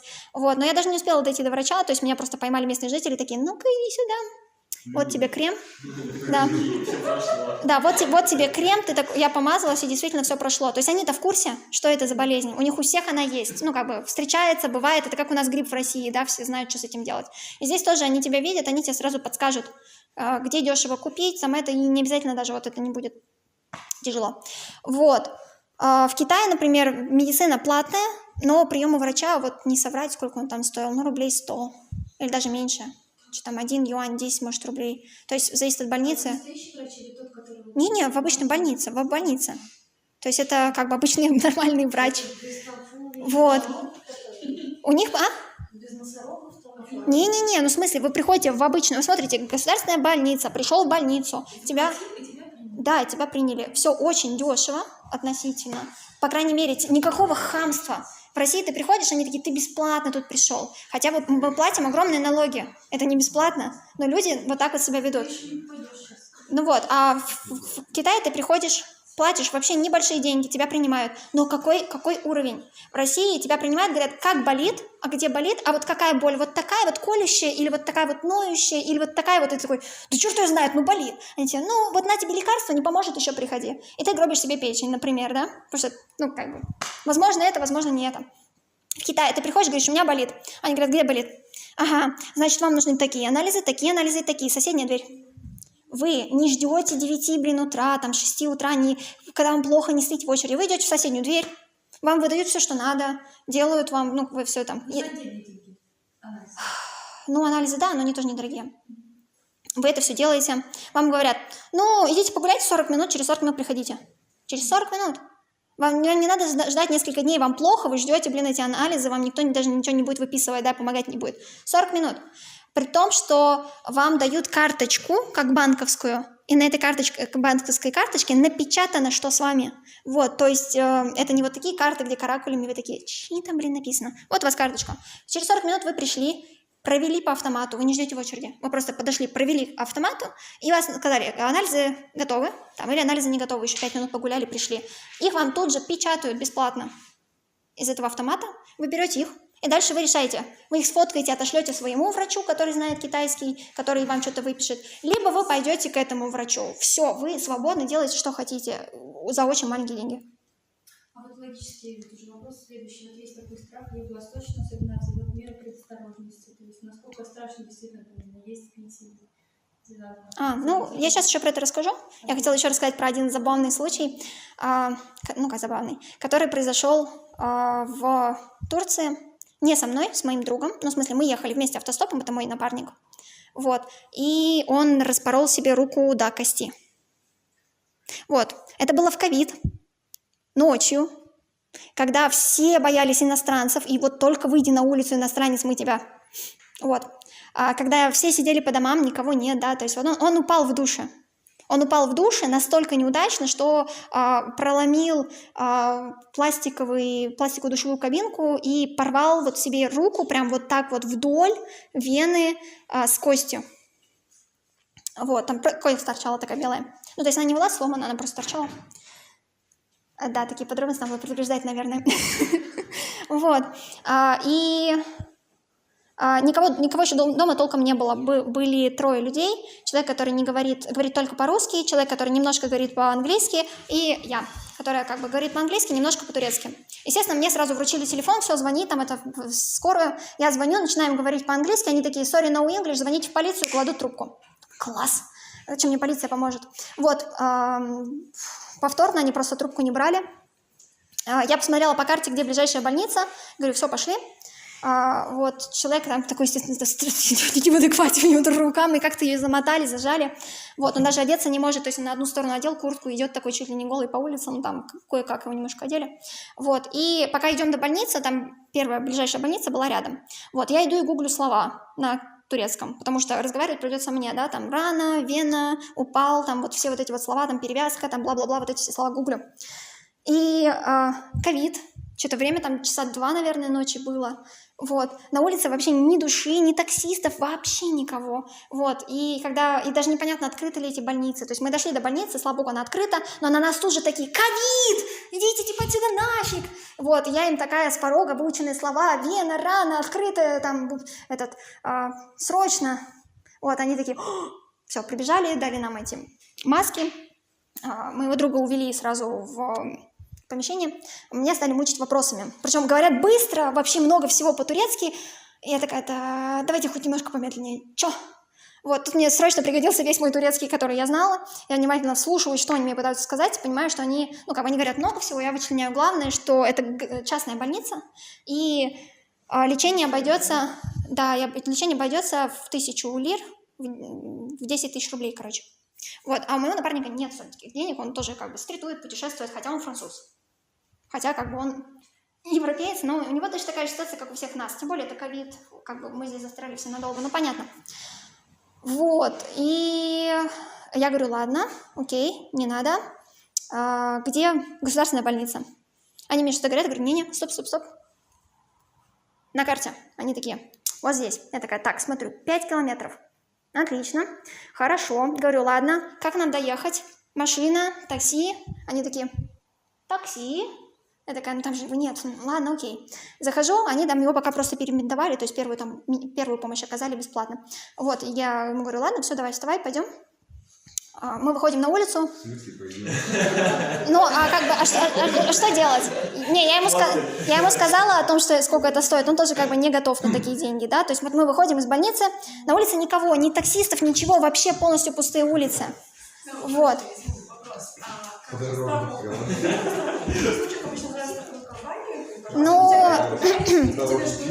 А все ездят по страховке. Когда ты ездишь 4 года путешествовать, ты не будешь покупать страховку на все время. 4 года это просто обойдется очень дорого. Мы молодые, мы не болеем. Если как бы ты там не занимаешься каким-то слишком экстремальным спортом, ничего прям шибко плохого обычно не случается. Ты редкость. Вот если там тебе за 60, там может быть за 80, ну вот он тоже, он европеец, но у него не было страховки. Вот, короче, я использую свои знания автостопа, смотрю, где самая большая дорога, мы туда топаем, и я жду машину. Машина появляется через некоторое время, я ей такая... Вот, и она очень быстро, прям по газам проносится мимо этих иностранцев. Страшно же, ковид, иностранцы, все, она проносится. Я учла ошибки, я выхожу на середину дороги, появляется машина, я ей так. Водитель останавливается там в нескольких метрах, типа такой, чего надо? Я ему такая, выученные слова, рана, вена, кость, срочно, больница. Он такой... Все, господи, остановился такой, нас это посадил, мы поехали. В путешествии уже в дороге стали уже разговаривать, как в автостопе. Ой, а вы откуда? Ой, как интересно, клевые путешественники, бла-бла-бла. Привез уже нас такой все счастливый, говорит, очень рад, что с вами познакомился. Вот, мы ему тоже говорим, что типа спасибо, ты настоящий человек, ты вот не бросил нас в ситуации. Попадаем в больницу, там на нас тоже такие, ковид, идите отсюда. Ну, обычная стандартная ситуация, француз идет вот... у него рука, я уже даже не помню, идет, короче, с этой рукой вот так, вот, типа, смотрите, видите, перевязка, кровь, и все такие, ой, ладно. Вот, он мне отдает деньги, да, он мне отдает деньги и говорит, уходи. Я говорю, в смысле? Он говорит, уходи, я разберусь сам. Я говорю, ну, может быть, мне хотя бы тебя подождать? Он говорит, иди, я сам. Вот, он ему отдает паспорт, тот говорит, типа, вот там будет стоить столько-то, но говорит на очень плохом английском, непонятно что будет стоить, за что, вот, то есть ничего там как-то очень плохо говорят, вот, говорят, что типа паспорт у нас вот здесь вот залог, заплатите, отдадим. Я говорю, слушай, может мне остаться? Он говорит, иди домой, я разберусь. Я говорю, ладно, ты же мне позвонишь? Он говорит, позвоню. Все, я ухожу, ему зашивают руку, потом оказывается, что то, что ему сказали цену, это за вход, только за вход, потом еще ему там... Ну, типа за прием, да. Вот, потом там еще сверху еще, то есть, короче, там это набралось на 5000 рублей. Вот. Ну, и когда его зашили, он сказал, что, типа, я не понимаю вашего английского, почему, зачем я должен платить так много денег? Они пошли разбираться, искать кого, кто говорит по-английски. Он подбежал к стойке, забрал свой паспорт, выбежал на улицу и долго бежал по всем улицам, боясь, что сейчас за ним будет погоня на скорой помощи. Вот, а через пару дней Турция объявила, что всем, кто застрял в Турции, бесплатное лечение, потому что в ковид они не могут уехать. Он немножко поторопился. Вот, была такая обстановка. По поводу, кто там спрашивал, безопасности, что типа там, что есть, что пить, но в Юго-Восточной Азии с этим вообще все просто. То есть вот в Африке, например, есть смысл есть только горячую еду, либо покупать самому с рынка, мыть самому резать салаты, тогда тоже безопасно. Ну, в Африке либо кипятить, да. Да, не купаться в стоячих водоемах, потому что там обитает шистосома, которая проникает в организм человека и потом начинает размножаться и, в общем, там путешествует по вашим венам. Вот. А в Юго-Восточной Азии, да, вообще безопасно, абсолютно.